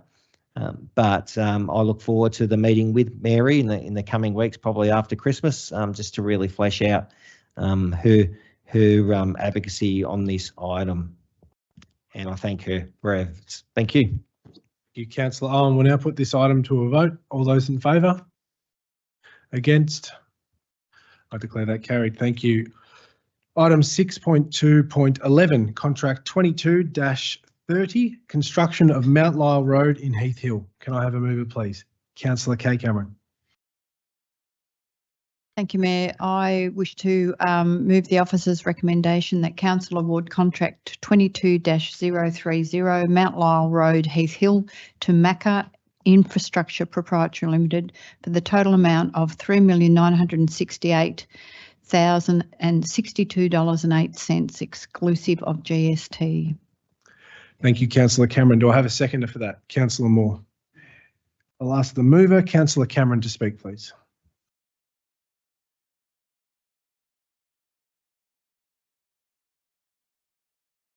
Thank you. I'm pleased to see the tender being awarded for Mount Lyell Road, Heath Hill, and progress being made towards sealing this local road. As part of the Better Local Roads Strategic Sealed Roads Program, Council will seal over 6 kilometres of Mount Lyell Road from Western Port Road to the municipal boundary. Works are fundly jointed by Council and the Australian Government's Local Road and Community Infrastructure Fund and will include road pavement, sealing, curb and channelling, construction drainage, improvement works and signage with line marking.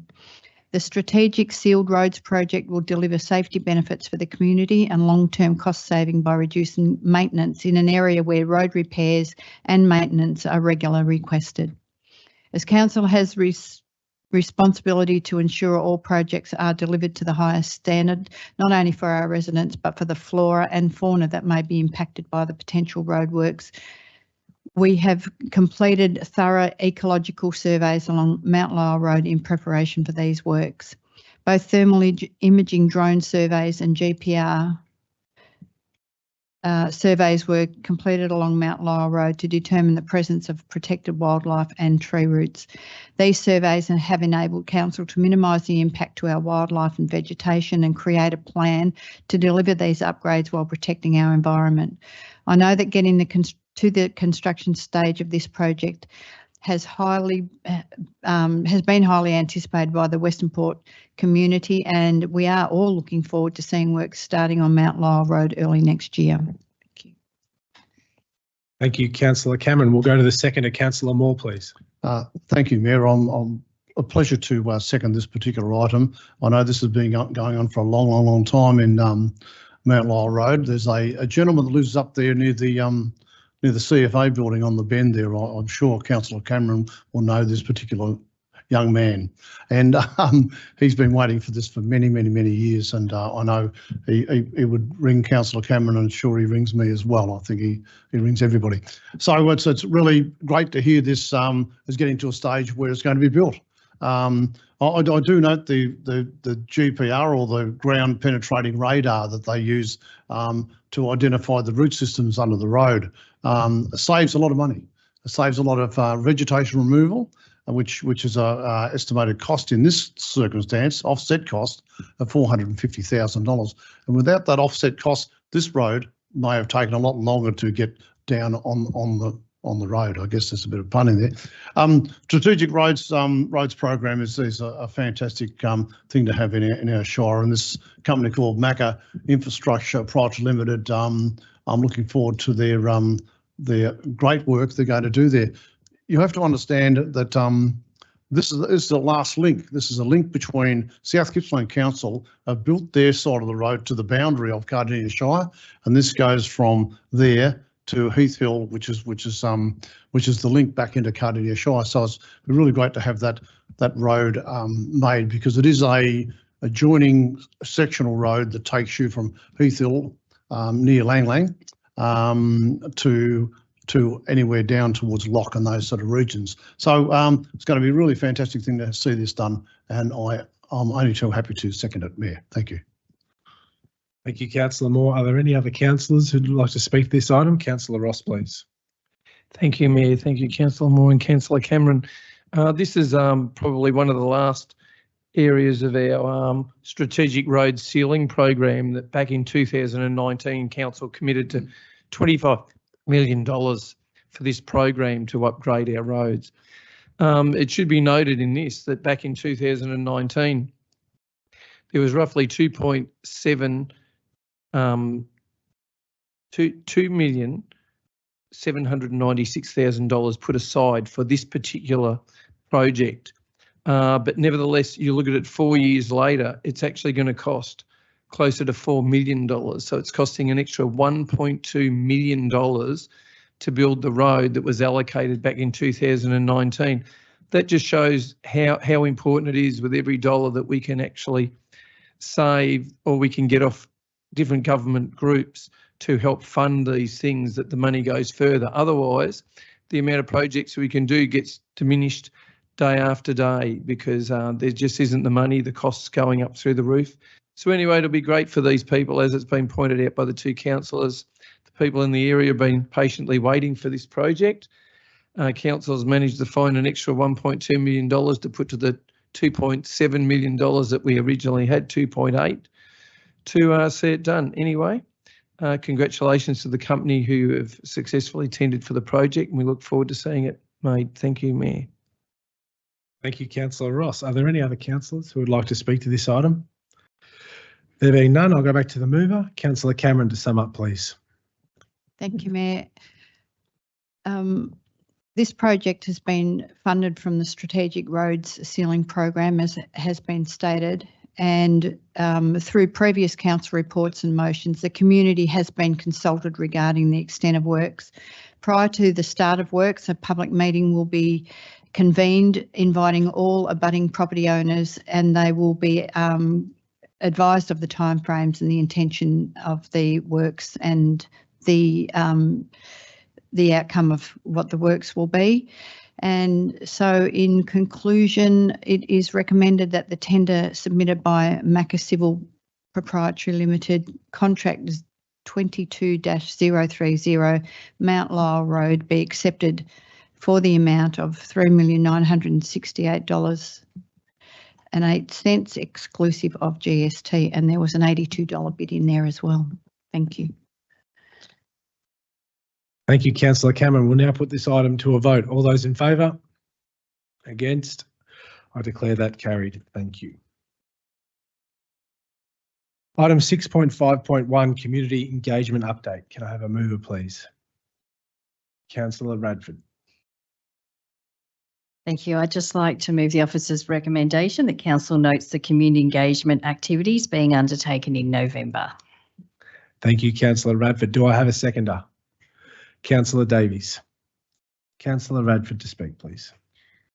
Thank you. This is a monthly report updating on Council's community engagement opportunities commencing or continuing. Coming into Christmas, it's very light on this month. There is just to be confirmed on the dates, there is some engagement that we're seeking responses on for the community safety framework. As I said, dates will be confirmed and emails to key stakeholders to get their responses. I always like to encourage residents to participate in our community engagement.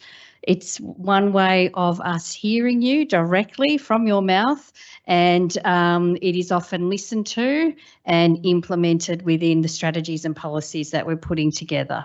Thank you. Thank you, Councillor Radford. We'll now go to the seconder, Councillor Davies. Thank you, Mayor. I'd just like to note that the community safety framework is listed in this report, and I think this is fantastic work, and I would like to raise the profile of this and encourage all members of the community that are interested in a safe Cardinia, because I personally aspire to not just be safer, but to be the safest place to live, and I think it's really important to utilise these platforms. So I just would like to raise that and note it for consideration. Thank you, Mayor, and thank you, Councillor Radford. Thank you, Councillor Davies. Are there any other councillors who would like to speak to this item? There being none, I'll go back to the mover. Councillor Radford, please. Thank you, Councillor Davies. And just to reiterate that this is a really important engagement for the community safety framework that we are seeking people's responses on. So once that is out and about, please get involved with it. And I'd just like to move that we note the officer's report. Thank you. Thank you, Councillor Radford. We'll now put this item to a vote. All those in favour? Against? I declare that carried. Thank you. That concludes discussion of the agenda items listed. We'll now move on to councillor reports. Councillors, are there any matters to report this month? Councillor Springfield, thank you. Thank you, Mayor. So in keeping with the resolution from earlier, which was about the neighbourhood safer places. I just thought I'd want to take this opportunity as we lead into the Christmas break and the summer break, just to talk about the bushfire danger period, because it's been declared now for Cardinia Shire. And I think it's an opportunity just to let residents know, if they're not aware of this already, it will commence next Monday on the 18th of December.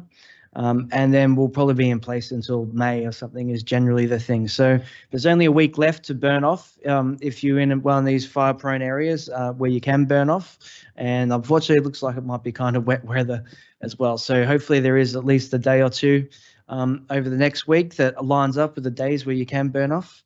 But look, to note also, it's just an opportunity to talk about the green waste drop-offs that Cardinia does, which are fantastic. So we just had one, not this weekend being the one previous for that weekend. The next one's been listed up on the website now, and that's going to be at the start of February, from Monday the 5th into Saturday the 10th of February, which is fantastic to see, because these are usually being held on the weekend, but this is giving residents the opportunity. It's at Listerfield refuge site there. So this gives the opportunity from 7 a.m. to 4 p.m. each of those days, or only until 12 p.m. on Saturday though, from Monday to Friday, to get it down there. So I'll certainly be using that service, and I encourage residents. I think it's a great opportunity to drop off as much green material that you can when you can't burn off in these in this fire restriction periods. It's a great opportunity, and I really, it's something that myself and other councillors are very proud that Cardinia has done. So we're doing about half a dozen of these every year now. Yeah, thank you, Mayor. Thank you, Councillor Springfield, for your report. Are there any other councillors? Councillor Radford. Thank you, Mayor. I just wanted to highlight two AGMs. This does tend to be the AGM season, but these two in particular was the Officer Union Church and the Officer District and Community Association. They quite often have the same people on both committees, but it's so full of history, and these members on the committee have heritage, like they've got members who have helped build the church or helped build part of Officer, and they're just a joy to attend these AGMs. I would like to just acknowledge their tireless work that they do to protect the heritage of Officer and continue it. But what would be really good is for, especially our new residents, is to join or come along to these committees and learn about the history of Officer and meet these people whose families have been here forever. And it's just so we can keep that history continuing on, because it's really important that we preserve our history. So thank you. Thank you, Councillor Radford. Councillor Davies. Thank you, Mayor. I will speak briefly, but quite inspired by Councillor Springfield's discussion about fire safety. We're also heading into the Christmas New Year period, and road safety is also a very important consideration. Tonight, there's 20 people as a result of a multi-car crash who have been sent off to hospital, according to news.com.au, just west of Bacchus Marsh. A couple of years ago, we had to move an urgent motion regarding with our road safety concerns when we had 12 fatalities within the Cardinia borders. So I'd just like to take this opportunity just to, if it stops one person driving when tired or pushing the boundaries, I think it's safe. So just wanting to really reiterate the comment that fire safety is one thing, but another one is just taking care of yourselves and your neighbours and your health at this time. So thank you, Mayor. Thank you, Councillor Davies, for your report. Councillor Owen. Thank you. I know we've got 3 minutes, so I'll be quick. I attended the Cardinia Deer Management Group AGM on the 27th of November, and they're a fantastic group. Deer in Cardinia Shire is a real problem, and these are volunteers that are working together to try and reduce the harmful impact of deers in our environment in Cardinia. So a new committee was elected. The president was re-elected, but I just wanted to thank that group. I know council's got a strong relationship with this group as we try and tackle this problem. The Cardinia Foundation, it's great to see the foundation awarded a number of Christmas supports grants to community groups to support those in need in our community during the festive period. So well done to the foundation. Also, obviously, the foundation is always advocating for sponsorship via our business community to really support the foundation and its long-term strategy. Also, Christmas carols are coming up. Unfortunately, we've seen a number of them cancelled due to inclement weather, but this Sunday, the 17th of December, we've got Carols by the Creek in Beaconsfield. The forecast is looking pretty good. So if anyone wants to come to the Carols by the Creek at Bob Burgess Reserve in Beaconsfield, it's the first time it's been held or will be held in 4 years because of COVID, and last year was inclement weather as well. So all being good, that will proceed. And also the Upper Beaconsfield Village Carols on Christmas Eve is also planned as well. I just want to give them a plug. That's all. Thanks, Mayor. Thanks. Thanks, Councillor Owen. 1:45, so you had plenty of time to spare. Councillor Ross. Thank you, Mayor. I'd only like to report on one thing to make it quick. The Christmas carols in Pakenham unfortunately had to be cancelled because of inclement weather. I'd like to thank all those people who made it possible. There was a whole lot of people who made this work this year. It was on and off at some stages, but people really, really worked hard. Unfortunately, on the day I went and had a talk to the security officer who'd been there all day, late in the day, and he said to me, it was atrocious all day. He said it just rained and rained all the way through. And it all began early in the morning when the electrical contractors said, look, it's going to be too wet. It's just no good. We can't put our equipment out there and the whole lot of it on the stage. And if it's going to rain all day, so therefore it became a health and safety issue. A lot of people contacted me in relation to saying, why can't we just run it again? Just do it next weekend. Unfortunately, the planning for these things is well in advance. So it might be 6 to 12 months ahead. You've got to book everything. You've got to organise all the people. And a lot of the people that you use are booked up as well for the next weekend and the next weekend. So therefore it isn't possible. Anyway, as Councillor Owen pointed out, sometimes you can be unlucky. 4 years they haven't had able to have theirs. Through COVID, we couldn't have ours. Sometimes the weather's for you, sometimes it's against you. Anyway, hopefully better luck next year. And it's good to see there are still some carols with inside Cardinia Shire possible, and hopefully the weather holds up. Thank you, Mayor. Thank you, Councillor Ross. Councillor Ryan. Through you, Mayor.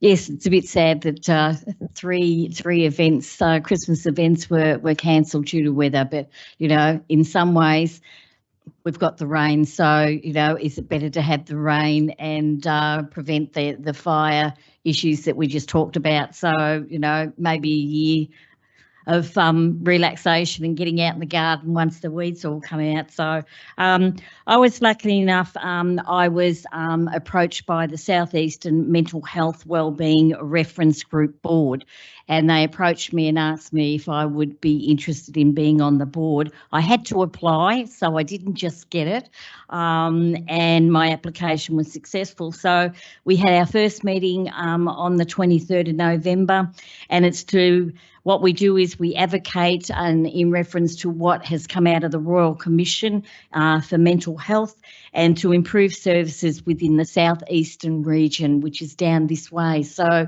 it's a great group and plenty of experienced background in all areas. We've got from doctors to psychiatrists to psychologists and other areas of the health industry. So all very, very experienced people that know what they're talking about and are advocating very strongly for services down this way. On the 27th of November, there was five of us councillors and some of the SLT team went around on a tour to have a look at our swimming pools.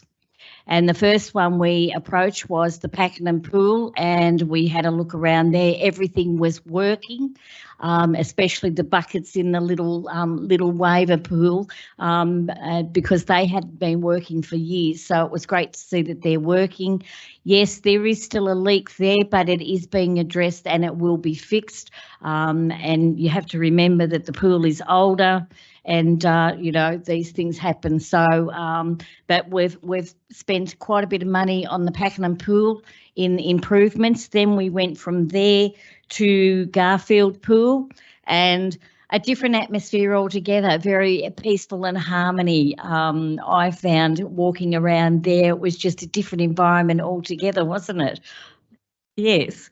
So again, we were looking at, what else needs to be addressed and fixed and get up to standard. And I think, having that discussion amongst all of us and having the team there to go through what really needs to be done was really great. And then we went on to Kuirup.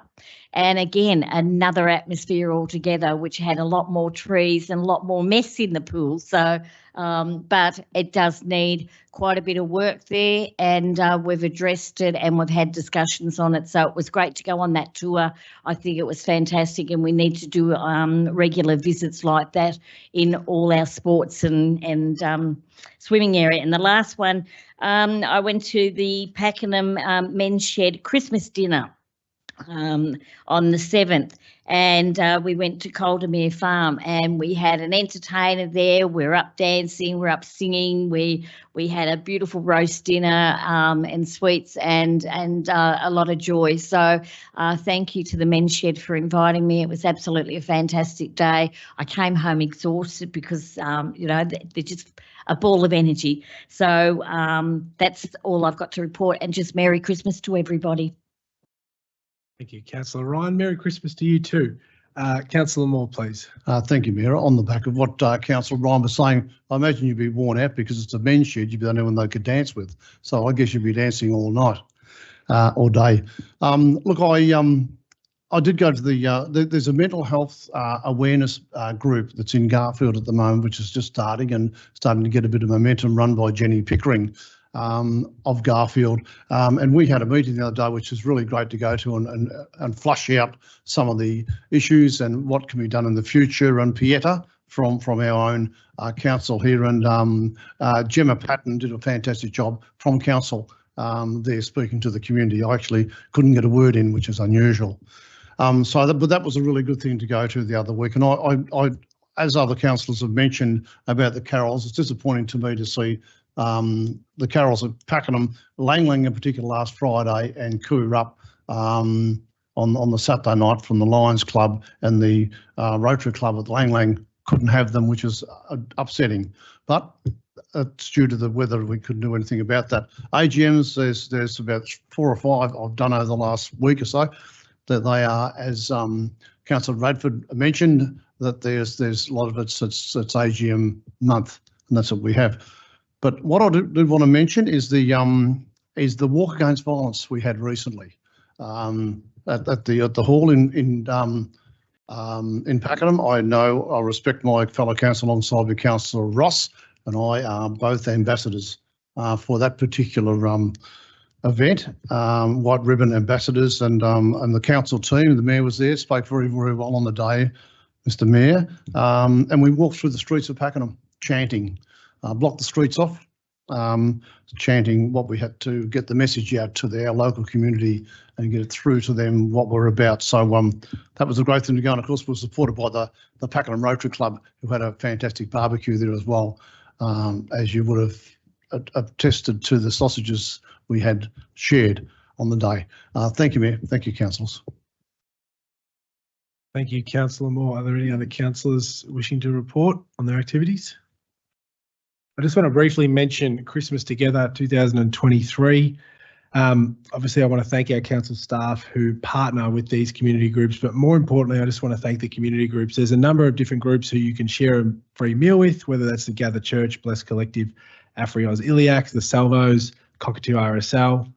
There's also a number of groups who are doing hampers, whether that's toys from Have a Little Hope or food. Turning Point, at the Pakenham Library, Purton Place, Christmas Together Pakenham, which the registration's open tomorrow for that. So look it up on our website. There's a purple page that will offer those in need in our community, hopefully a little bit of support over Christmas. And of course, I'm biased. I think council does a good job in this space, but more importantly than that, the community groups, the volunteer groups that council partners with, they're so important to our community. So thank you very much to them. All right, moving on to presentations of petitions. Councillor Springfield, you have a petition to table at tonight's meeting. Thank you, Mayor. I would like to table this petition that was presented to us from Gary Boucher from Quinn Road, and it's about Quinn Road in Gembrook, and it's signed by a number of residents, all 16 signatures here, and they're just asking for this to be looked at for some safety improvements, and so I ask this to be petitioned, and I look forward to a report coming back to council at next council meeting. Thank you, Councillor Springfield. This petition, I have a copy in front of me, will lay on the table for consideration as suggested at Council's Feb 2024 Council meeting. Councillors, are there any other petitions for tonight's meeting? All right, there being none. Before we move on to community question time, we might take a brief 10-minute adjournment and we'll come back with community question time. There's 7 community questions and then we'll go into the next part of the meeting for notices of motion. So we'll now have a 10-minute adjournment. Thank you.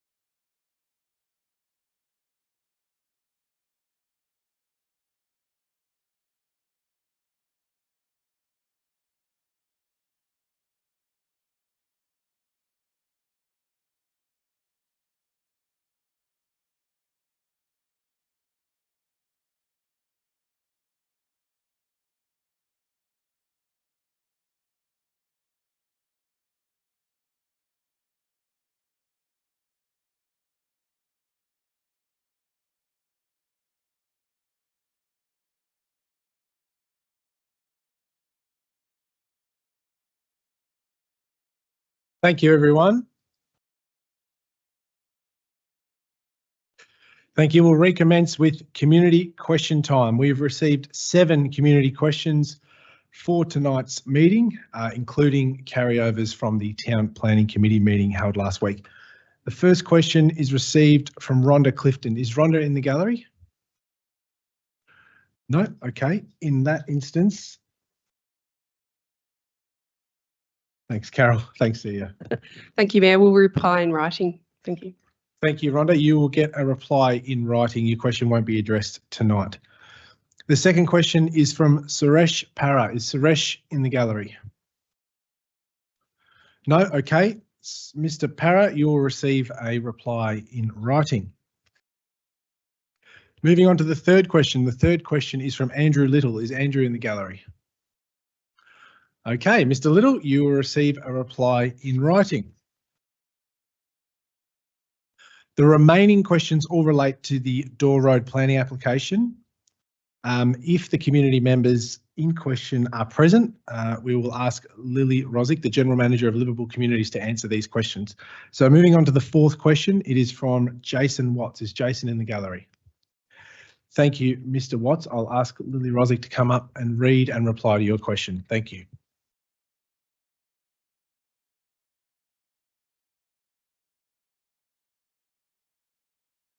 Through you, Mayor. Thank you for your question, Mr. Jason Watts. There's a prelude and 3 questions. I'll read those out now. The proposed block of land for this development is extremely wet, particularly during the winter. It is almost unusable for walking or vehicles through winter and spring. The block cannot take any more stormwater or effluent, and excess amounts will run straight down into Deep Creek and to our property. The 3 questions are, how is there going to be a septic system that can accommodate so much water production? How are the patrons going to be monitored so they don't exceed the maximum number in attendance?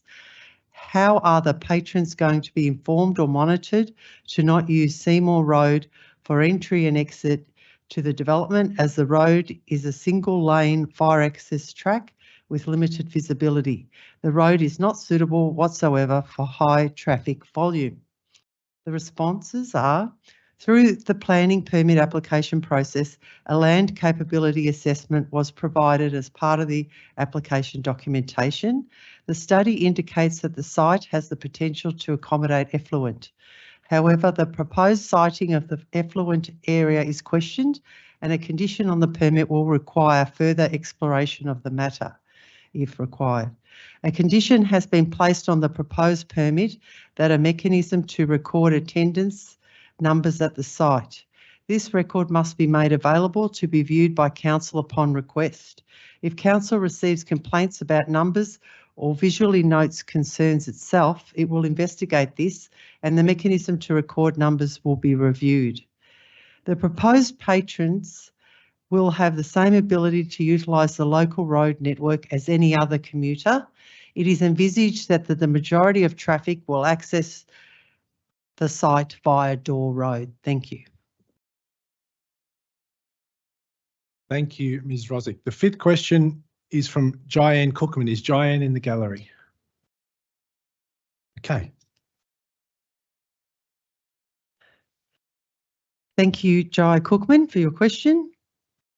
Council's Planning Department appears to recommend that the proposed development at 195 Door Road be approved with reference to minimal visible, audible and other negative amenity issues created by the proposed construction impacting Door Road itself.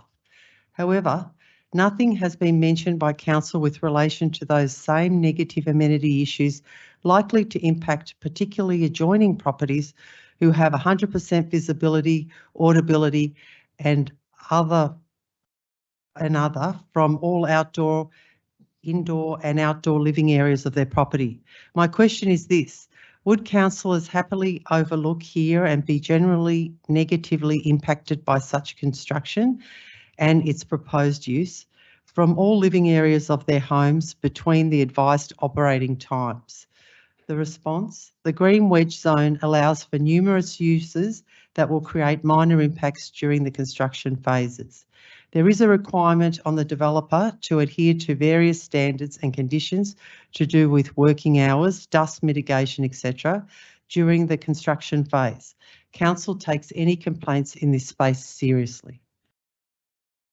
Thank you, Ms. Rosick. The sixth question is from Steve Golding. Is Steve in the gallery? No? Okay, Steve, you'll receive a reply via email. And finally, the seventh question is from Peter Jacobs. Is Peter in the gallery? All right, I'll refer the question to Ms. Rosick, please. Through you, Mayor. Thank you, Peter Jacobs. The question is the Door Road exit to the highway going to be changed in any way via the new estate, or will it remain the same? Response, the Door Road exit to the Princes Highway is proposed to be changed through the development that is occurring as part of the Pakenham East Precinct Structure Plan. The intersection at Door Road will be moved approximately 200 metres to the west and will be a fully signalised intersection servicing the land north and south of the Princes Highway.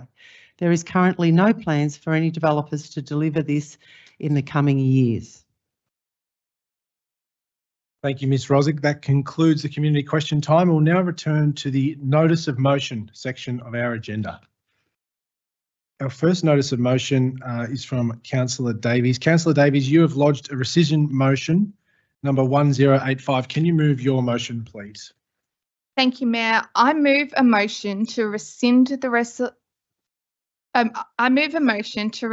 resolution adopted by the Town Planning Committee at its meeting held on 4 December 2023 in regard to item 5.1 T220569 PA, use and development of land for a place of worship and vegetation removal at 195 Door Road, Pakenham.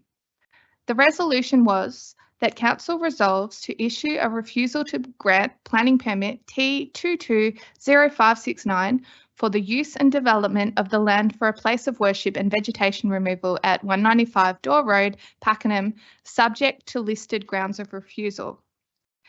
I foreshadow that if this rescission motion is successful, I will move the original officer recommendation as published in the Town Planning Agenda from 4 December 2023.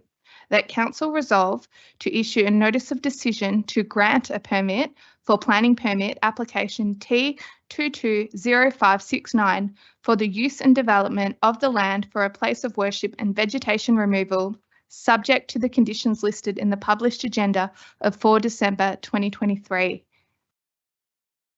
Thank you, Councillor Davies. Do I have a seconder, please? Councillor Tammy Radford. Thank you. I note that. Councillor Davies to speak, please. Thank you, Mayor, and thank you, Councillor Radford, for seconding this motion. Firstly, may I briefly address those in the gallery or those watching online. Thank you for your interest.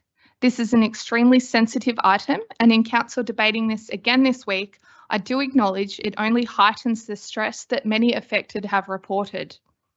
Should any members of the public or the media wish to have a copy of my speaking notes, please ask and I will email them to you. My phone number and email are on the Council website, and I have a Facebook page which you can easily find via a Google search. Councillors, this rescission motion has been lodged in accordance with Cardinia Shire Council's governance policy. Numerous local governments have provisions for rescission motions in their governance rules. These are very rare at Cardinia. The most recent, I'm advised, was about 10 years ago.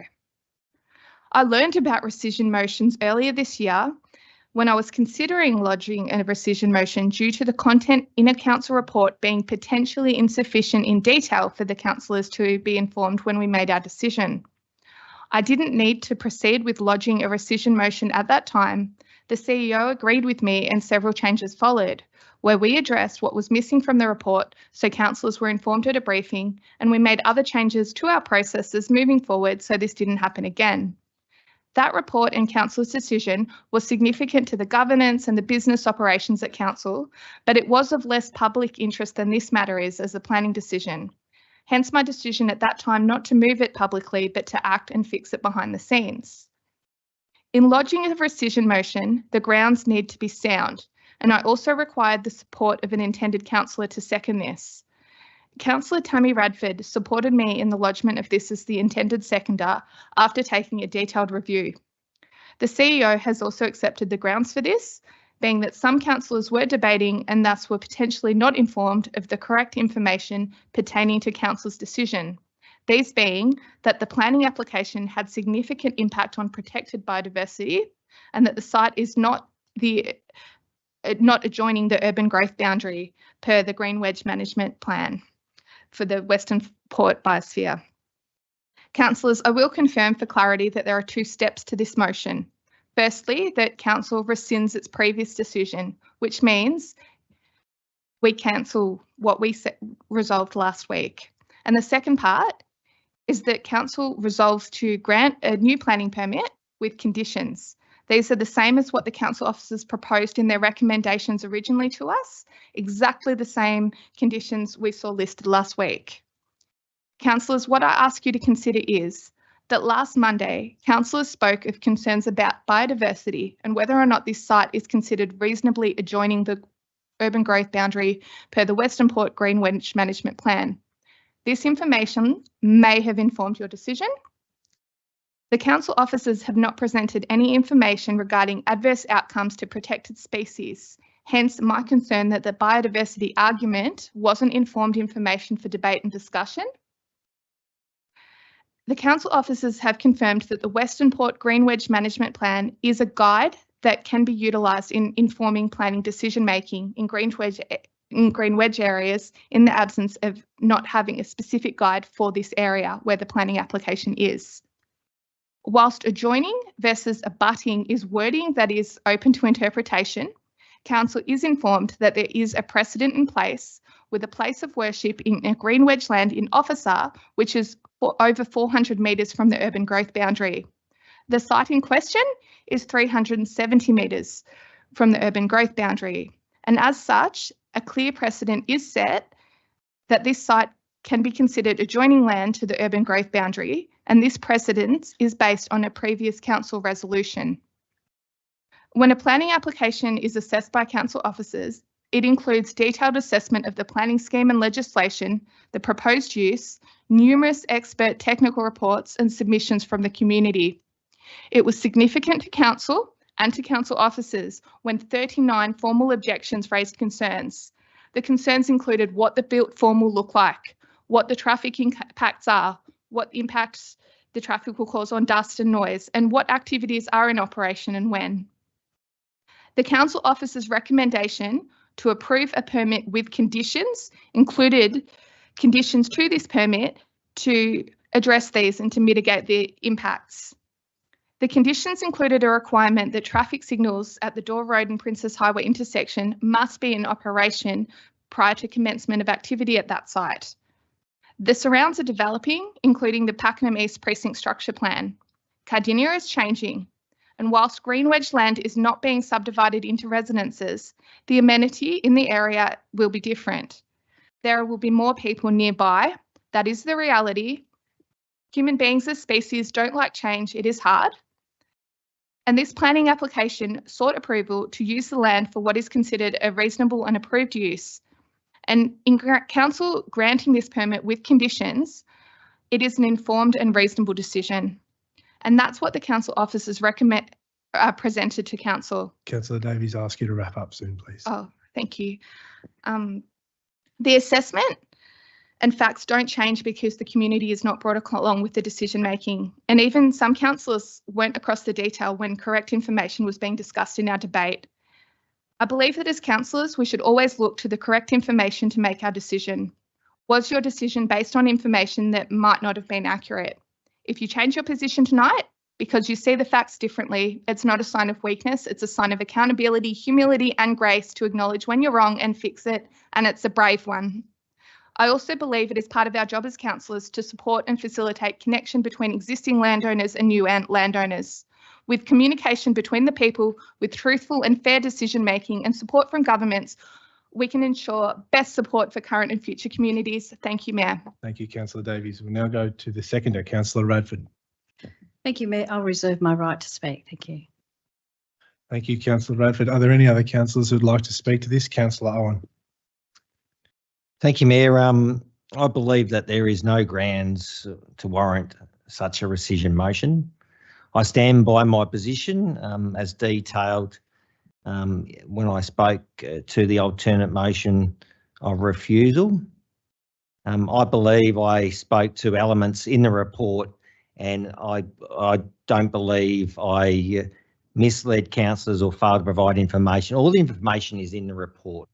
Areas of planning for decision making. Obviously, the officer's got opinion. Councillors can have a different opinion and determination of various policies, particularly around green wedge. Officers have opinion. Councillors can have a different opinion. VCAT has a different opinion of policies and what the green wedge says. And when I remember speaking to about the green wedge and adjoining, and the report does talk about using the Western Port green wedge policy in the absence of a green wedge management plan for the Southern Ranges, which Door Road is part of, but we do refer to the Western Port green wedge policy in helping our decision making. And it has many guiding principles and objectives which can be applied to other green wedge land in the Shire. It says this policy discourages places of worship with the exception of sites that adjoin the urban growth corridor. And I remember specifically saying I do not believe that the subject site adjoins the growth corridor. Growth corridor, the term adjoin is, looking at the dictionary of adjoin, next to or touching, being in contact at some point, or in line located next to another, bordering. So I stand by what I said. I believe I was talking to the report. Councillors can have a different view to planners. We're elected representatives. We can have a different view. So I believe there is no grounds for this rescission motion. The motion should stand. It has been a tough and difficult decision. I've thought about this over a long period of time, visited the site, looked at the objections, spoken, read letters of support for this application as well. But my opinion, in reading the information before me and policy, I think there is strong grounds for refusals, and I will not be supporting this rescission motion. Thank you. Thank you, Councillor Owen. Councillor Springfield to speak. Thank you, ma'am. Look, I also will not be supporting this rescission motion. I agree completely with Councillor Owen, and I don't think there is any grounds to warrant a rescission motion in this. Like it's been mentioned, the adjoining, and it is approximately 385 metres away from the urban growth boundary. So I don't see that's false information. I also want to note that the planning overlay has an environment significance overlay on the site, which warrants Councillor Ryan talking about biodiversity, because there is concerns as you read the planning scheme in the environment significant overlay that has to have considerations towards biodiversity and all sorts of in the environment. That's part of it. So I don't think that is false information that we were debating. So I stand by last week's council decision. I urge all councillors to stand by last week's council decision and not support this notice of rescission. Thank you. Thank you, Councillor Springfield. Any other councillors? Councillor Moore. I also, Mayor, I seconded the alternative motion last week at the meeting, and I will not support the rescission motion for reason of I wasn't supporting Councillor Owen of this particular item, this alternative motion. I was supporting the motion itself, and that's why it's so important for us to stick with this. When we make a decision in council, my belief is we've considered every possible avenue, every possible item in that decision we've made, and that decision was made last week, and I will not be changing my opinion. Thank you, Mayor. Thank you, Councillor Moore. Any other councillors? Councillor Carol Ryan, please. Through you, Mayor, I will not be changing my decision that I made last week on this. I stand by my decision. I based it on the biodiversity. I based it on our natural resources out there. I based it on looking at the land and what is in the other properties, and And also I looked at the hours and how the impact would be on neighbouring people. But some of the businesses there in and around are agricultural, neighbouring orchard, dairy, beef products, equestrian with thoroughbreds. So, you know, there is a lot of wildlife in and around there. And, you know, part of that too is that I have to question the building itself, that I don't think it comes, it's compatible with the character within the area. And so I will stand by my decision, and I'll leave it at that, Mayor. Thank you. Thank you, Councillor Ryan. Any other councillors wishing to speak to this? There being none, I'll go back to the seconder, Councillor Radford. Thank you, Mayor, and thank you, councillors, for your thoughts on this. Yes, it's not done very often, so it's always a nice little challenge to have for us. I did support the rescission motion and said that I would second it. This application does fall within the Green Wedge Zone, Schedule 1, which allows for a place of worship to be developed with a permit. The reason why it has that with a permit is so that council officers can control what the conditions are of that permit. So if this goes to VCAT, because it will, it is allowable, it is, I can't think of the word now, it is allowed in the Green Wedge Zone. So the applicant has every opportunity now to take it to VCAT. It will lose all of those conditions, those 35 conditions, plus the sub-conditions that council has imposed on it. All those conditions were imposed from your objections to ensure that this fitted in with your neighbourhood and to fit in nicely and be part of the character of the neighbourhood. So what concerns me is that residents or objectors feel that a final decision is made here in council. It is not. It'll go to VCAT and that will be the final decision, unfortunately. That is the reality of it all. And I don't want you to walk away thinking that whatever the outcome is tonight, that's it, because it's not. So I wanted everyone to be assured, well, be certain and sure of the system and the process that is going to happen.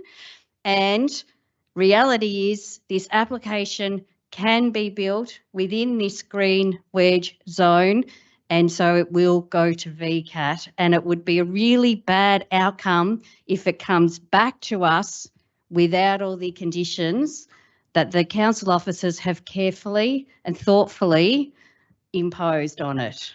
Thank you. Thank you, Councillor Radford. Are there any other councillors who would like, sorry, we're going back to the original mover, who's Councillor Stephanie Davies, to sum up. Sorry, Councillor Davies. Thank you, Mayor. Thank you, councillors. I will say that I am extremely disappointed that councillors are suggesting I don't have grounds for a rescission motion. The CEO did, and you could have objected to it, but you didn't. I'm extremely disappointed that councillors are refusing to reconsider their position when it's documented that definitions on adjoining versus abutting and biodiversity considerations were not factual to inform this decision. And I'm also disappointed that we have councillors that will stick to their decision even when they know it wasn't the right one. And because it's very clear with extremely strong grounds that Cardinia Shire Council should resolve to grant the permit for the place of worship at 195 Door Road subject to stipulated thoughtful conditions.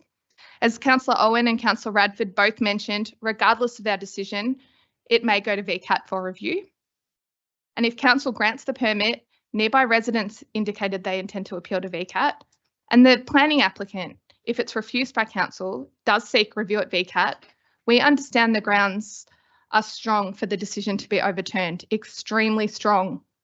And if this is to happen, the conditions that council officers could put in place in granting the permit can't be assured. And so for that reason, it's actually in the local residents' best interests if the council endorses a permit which gives us control and influence. Influence to ensure it fits in with the character of the neighbourhood and The outcome is that council loses that ability to influence. And the applicant, the group that want to move to Cardinia and want to serve our community, we are saying that they're not welcome.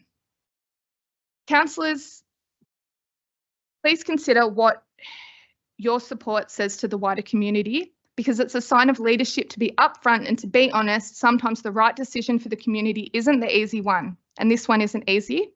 Council can certainly take a heightened approach to community relations and show support for inclusion in places of worship. As a council, I want us to be accountable and own our decisions, behave like leaders, rather than letting it to default to VCAT and be what it may.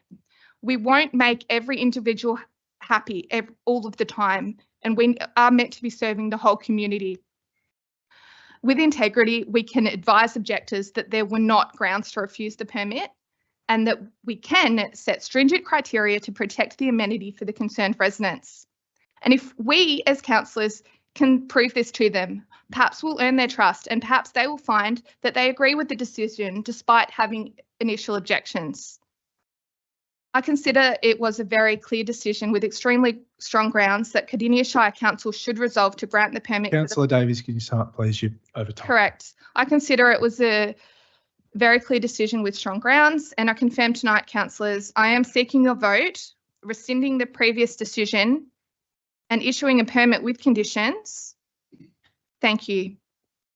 Thanks, Councillor Davies. Before we put this to a vote, I just want to address a couple of things. I'd ask those members in the gallery to refrain from sighing and talking. I recognise you may disagree with the councillors' views, but you're here to listen to the council. So I'd ask respectfully that you consider that. Before we put this to a vote, I voted against Councillor Owen's motion last week at the Town Planning Committee meeting, as I supported the application, and I still do support the application, but from my perspective, this is a procedural question, whether or not councillors have made a decision based on incorrect information.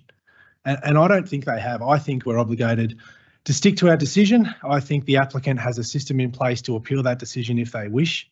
And I think that we need to protect our local democracy. If the decision's been made, I trust councillors that they haven't just relied on one thing when they form their opinion, they've relied on many things. So I won't be supporting the rescission motion, despite the fact that I supported the initial application. All right, we'll now put Councillor Davies' rescission motion to a vote. All those in favour? Against? I declare the rescission motion lost. Yes, you may. Could I ask all those in favour of Councillor Davies' rescission motion to stand? I see Councillor Stephanie Davies, Councillor Colin Ross, Councillor Tammy Radford. Thank you. All those against, please stand. I see Councillor Brett Owen, Councillor Graham Moore, myself, Councillor Jack Kowazik, Councillor Carol Ryan, Councillor Jeff Springfield and Councillor Kay Cameron. Thank you. I declare the rescission motion lost. Thank you, councillors.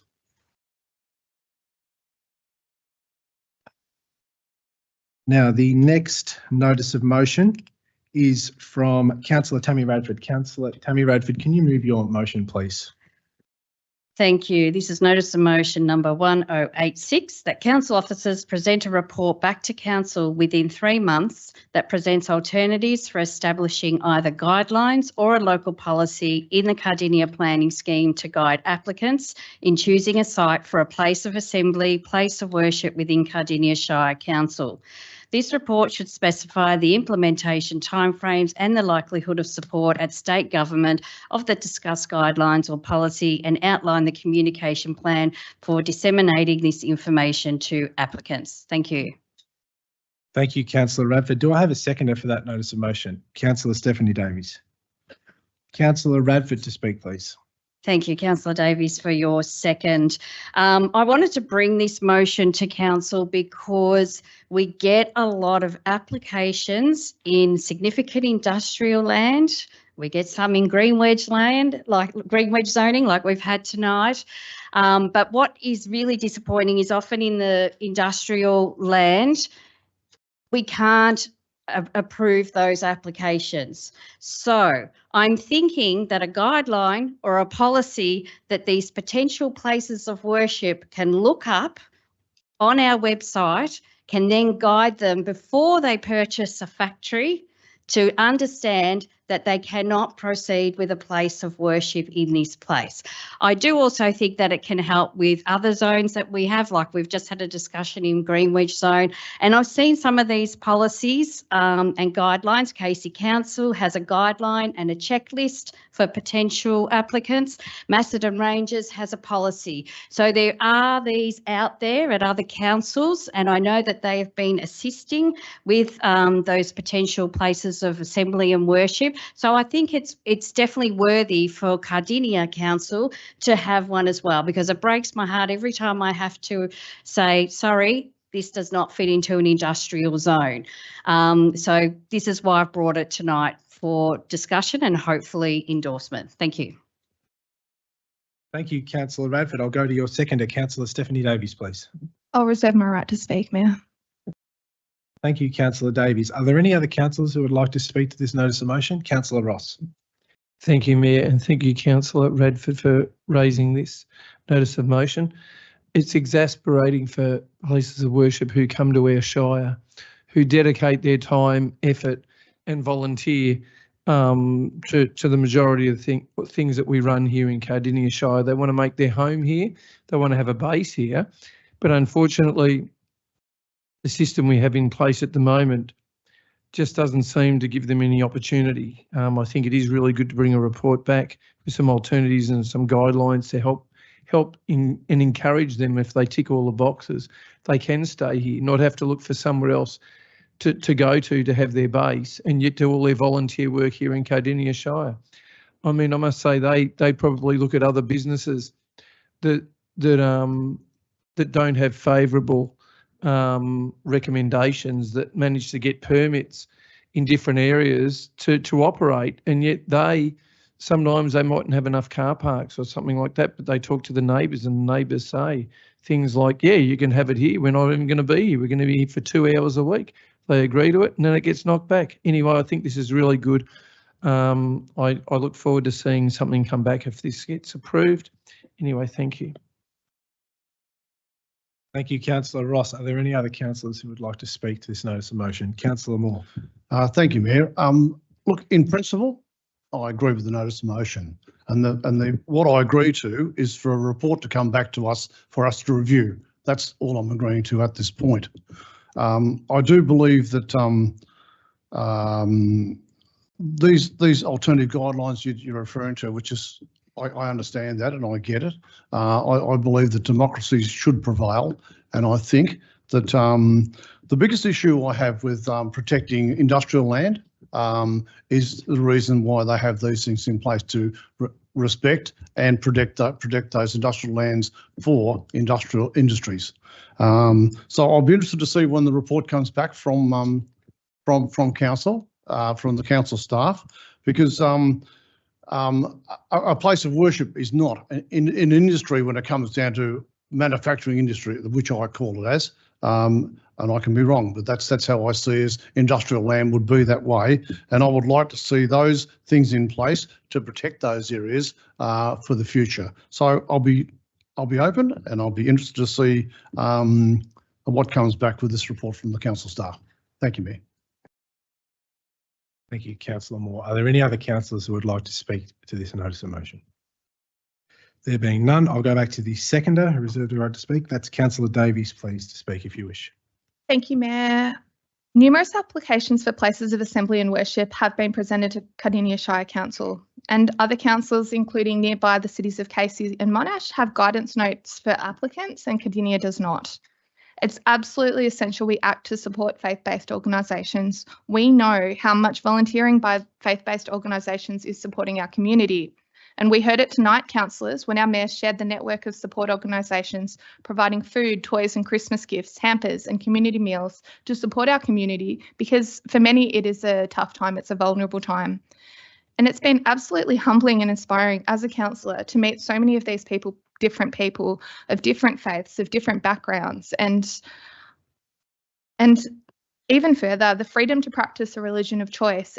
I believe it's a constitutional right in Australia, if not a human right. And we absolutely need to support this by ensuring our planning isn't restricting it. So I am extremely grateful that Councillor Radford, who has conferred with staff around appropriate wording, is on the right track with this motion, and I would implore all councillors to support this tonight. Thank you, ma'am. Thank you to our seconder, Councillor Davies. I'll now go to the original mover, Councillor Radford, to sum up, please. Thank you, Mayor. Thank you, councillors, for your words. Just to clarify, Councillor Moore, I'm not seeking to see that the places of worship are put into significant industrial. What I'm saying is there should be a checklist so that any potential places of worship thinking about buying a factory in significant industrial areas can look on our site, look at the guideline or the policy and know before they purchase, this ain't allowed there. So, but within that policy or guideline, it will outline where places of worship can be installed, I suppose is the way to, or meet to assemble. So I think it is really important. There are still a lot of people who have faith, they want to gather, they do so much for our community, and it is important that we support all members of our faith, no matter what their faith is, within our community, with being able to provide a place of worship, and making it easier to do that with guidelines or a policy, I think will be really beneficial. And God has spoken. Thank you. The lights are off, but we'll press on. Thank you, councillors, and thank you, members of the gallery, for putting up with the lights going off. All right, we'll now put Councillor Radford's notice of motion 1086 to a vote. All those in favour? Against? I declare that carried. Thank you. Now move on to notice of motion 1087. Councillor Radford, can you move your notice of motion, please? Thank you, Mayor. This notice of motion number 1087 is that Council prioritises carrying out an independent traffic assessment to assess the safety considerations associated with providing right turns out of facilities located on Brunt Road and Ricks Road in Officer. This is with a view to understand how a safe and low-risk roadside environment can be provided for motorists while balancing this with the amenity and convenience for residents accessing local facilities. The assessment must A, be prioritised to commence immediately. B, consider the road corridor along Brunt Road and Ricks Road connecting the Princess Highway to Officer South Road. C, include updates and engagement with affected directly stakeholders.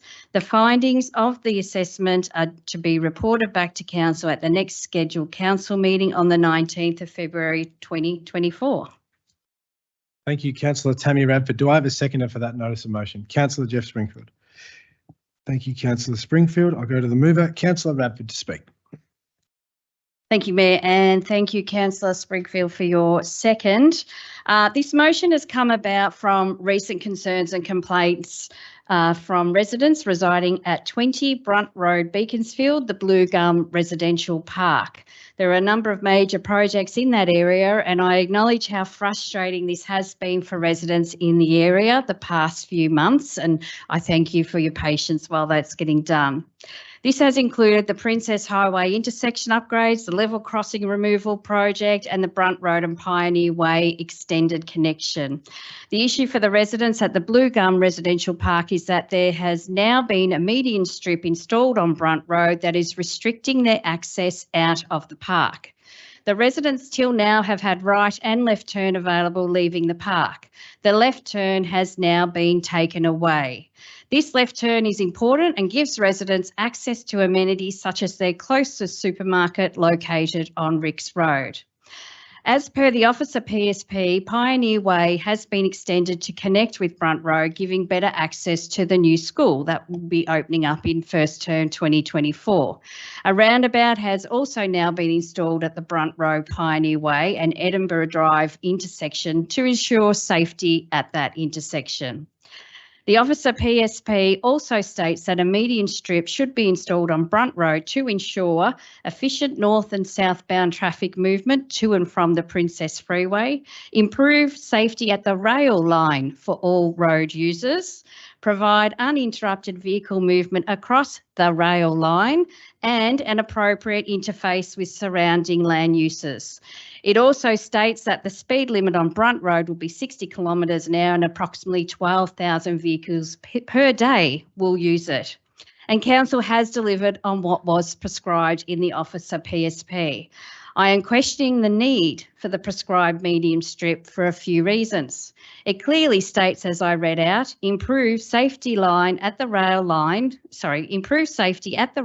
for all road users and provide uninterrupted vehicle movement across the rail line. Given how dangerous this rail line was, I completely understand that addition of the above. However, since the officer PSP was done, that rail line, having been identified as dangerous, is now going to be an LXRP rail bridge. So the rail line has been removed. So I question if the median strip is still necessary given the 60 kilometre speed limit and the improved uninterrupted traffic flow. We all here also at Council understand a PSP and its purpose, but the average citizen does not. I would have liked to have seen some engagement from Council with the Blue Gum Residential Park prior to the installation of the median strip to determine their current and future access needs. The Blue Gum Residential Park has 2 entry exits along Brunt Road. One is for residential use and the other is for delivery truck use. I believe that in consultation with Blue Gum Residential Park, a better outcome could have been achieved by installing a right slip lane in the median strip, allowing residents left turns. Lastly, the treatment prescribed for Brunt Road will continue along the connector road, being Ricks Road. At this stage, that work has not been done. Along Ricks Road, there is a lifestyle village for over 55s and Maranatha Christian College, both now having right and left turn available for entry and exit. And the future works along Ricks Road will put them in the same predicament as the Blue Gum residents. So the purpose of this motion is to determine if a right turn slip lane out of Blue Gum Residential Park could be a safe option, and to also assess the right turns out of other facilities along Brunt Road and Ricks Road, such as the Lifestyle Village and Maranatha Christian College. Thanks. I'll go to my seconder. Thank you, Councillor Radford. We'll go to Councillor Jeff Springfield now. Thank you, Mayor, and I fully support this notice of motion that Councillor Radford has brought forward.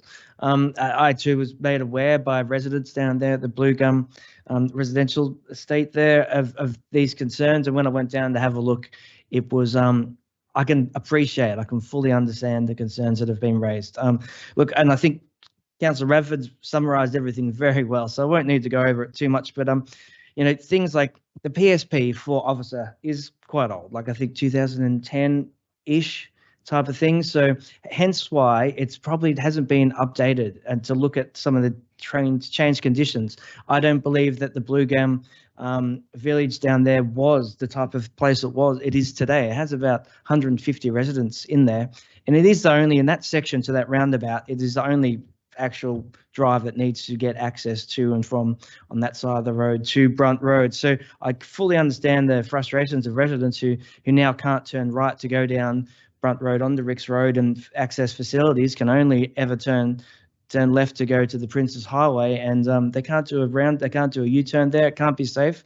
It will, in my opinion, now this has to be done in a safety lens. So in my opinion, right now, it will create some unsafe practices, because people will try and do a dodgy little wrap around the medium strip. They're already doing it. There's already tire marks all over the medium strip where people are going across it. And I think it's just there's so much work happening in this area. I think it was just the consideration of how this would impact the residents probably was overlooked, and it didn't come about because there is so much work going in there, and there's so many different departments and areas delivering this work. So it's really important to bring this up, to look at this, to review this and see what's the best solution we can do moving forward. So I look forward to this report coming back. Thank you. Thank you, Councillor Springfield. Are there any other councillors? Councillor Davies. Thank you, Mayor. I am a former road safety and traffic engineer, and based on my experience, I do believe there is validity in this being independently assessed. It is standard practice for independent road safety audits to be undertaken at various stages throughout infrastructure development. This area certainly meets that criteria with its construction works and the ongoing growth in population, traffic impacts and significant pedestrian activity. Whilst this is not Council's project, we act to serve our community, and sometimes that means finding the money to invest in independent assessments to present to the responsible agencies. Councillor Radford has presented an outstanding argument and I fully support this. Thank you. Thank you, Councillor Davies. Councillor Moore. Thank you, Mayor. I do agree to this notice of motion, Councillor Radford. Whatever happened to common sense? It's not very common today. Obviously not, because this is a common sense traffic issue. And I agree with Councillor Springfield. When I had a look at this, I thought people are just going to drive over the curb if they've got a big enough car to get over the curb. They won't follow the rules of what the traffic engineers are trying to do. They will not do that. And so the only common sense thing to do is to change it to suit something that's more safe. And so I fully support this notice of motion tonight. Well done, Councillor Radford, with your portrayal of your notice of motion. It's put down very well, and I think I could support it 100%. Thank you. Thank you, Councillor Moore. Are there any other councillors who would like to speak to this item? There being none, I'll go back to the mover. Councillor Radford, please sum up. Thank you, Mayor. Thank you, councillors, for your words of support. It is appreciated. Just to advise that before deciding on this motion, I did have a conversation with the relevant council officers and I thank them for their time to do that. And we discussed a right turn slip for residents exiting Blue Gum Residential Park, and a proper line of sight and safety was raised as a concern, which I do completely appreciate, as it's really important that we're providing a safe road network for all users. But I do strongly believe that an independent assessment of this road, what was prescribed in the PSP under different circumstances, which also included the rail line, I think it would be responsible for us to get that reviewed and to see if we can get a better outcome for residents using that Brunt Road and Ricks Road. Thank you. Thank you, Councillor Radford. We'll now put notice of motion 1087 up for a vote. All those in favour? Against? I declare that carried. Thank you.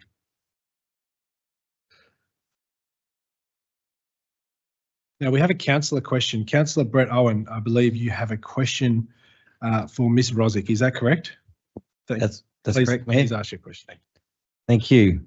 My question is, what is Cardinia Shire Council doing to implement green wedge management plans for its remaining green wedges?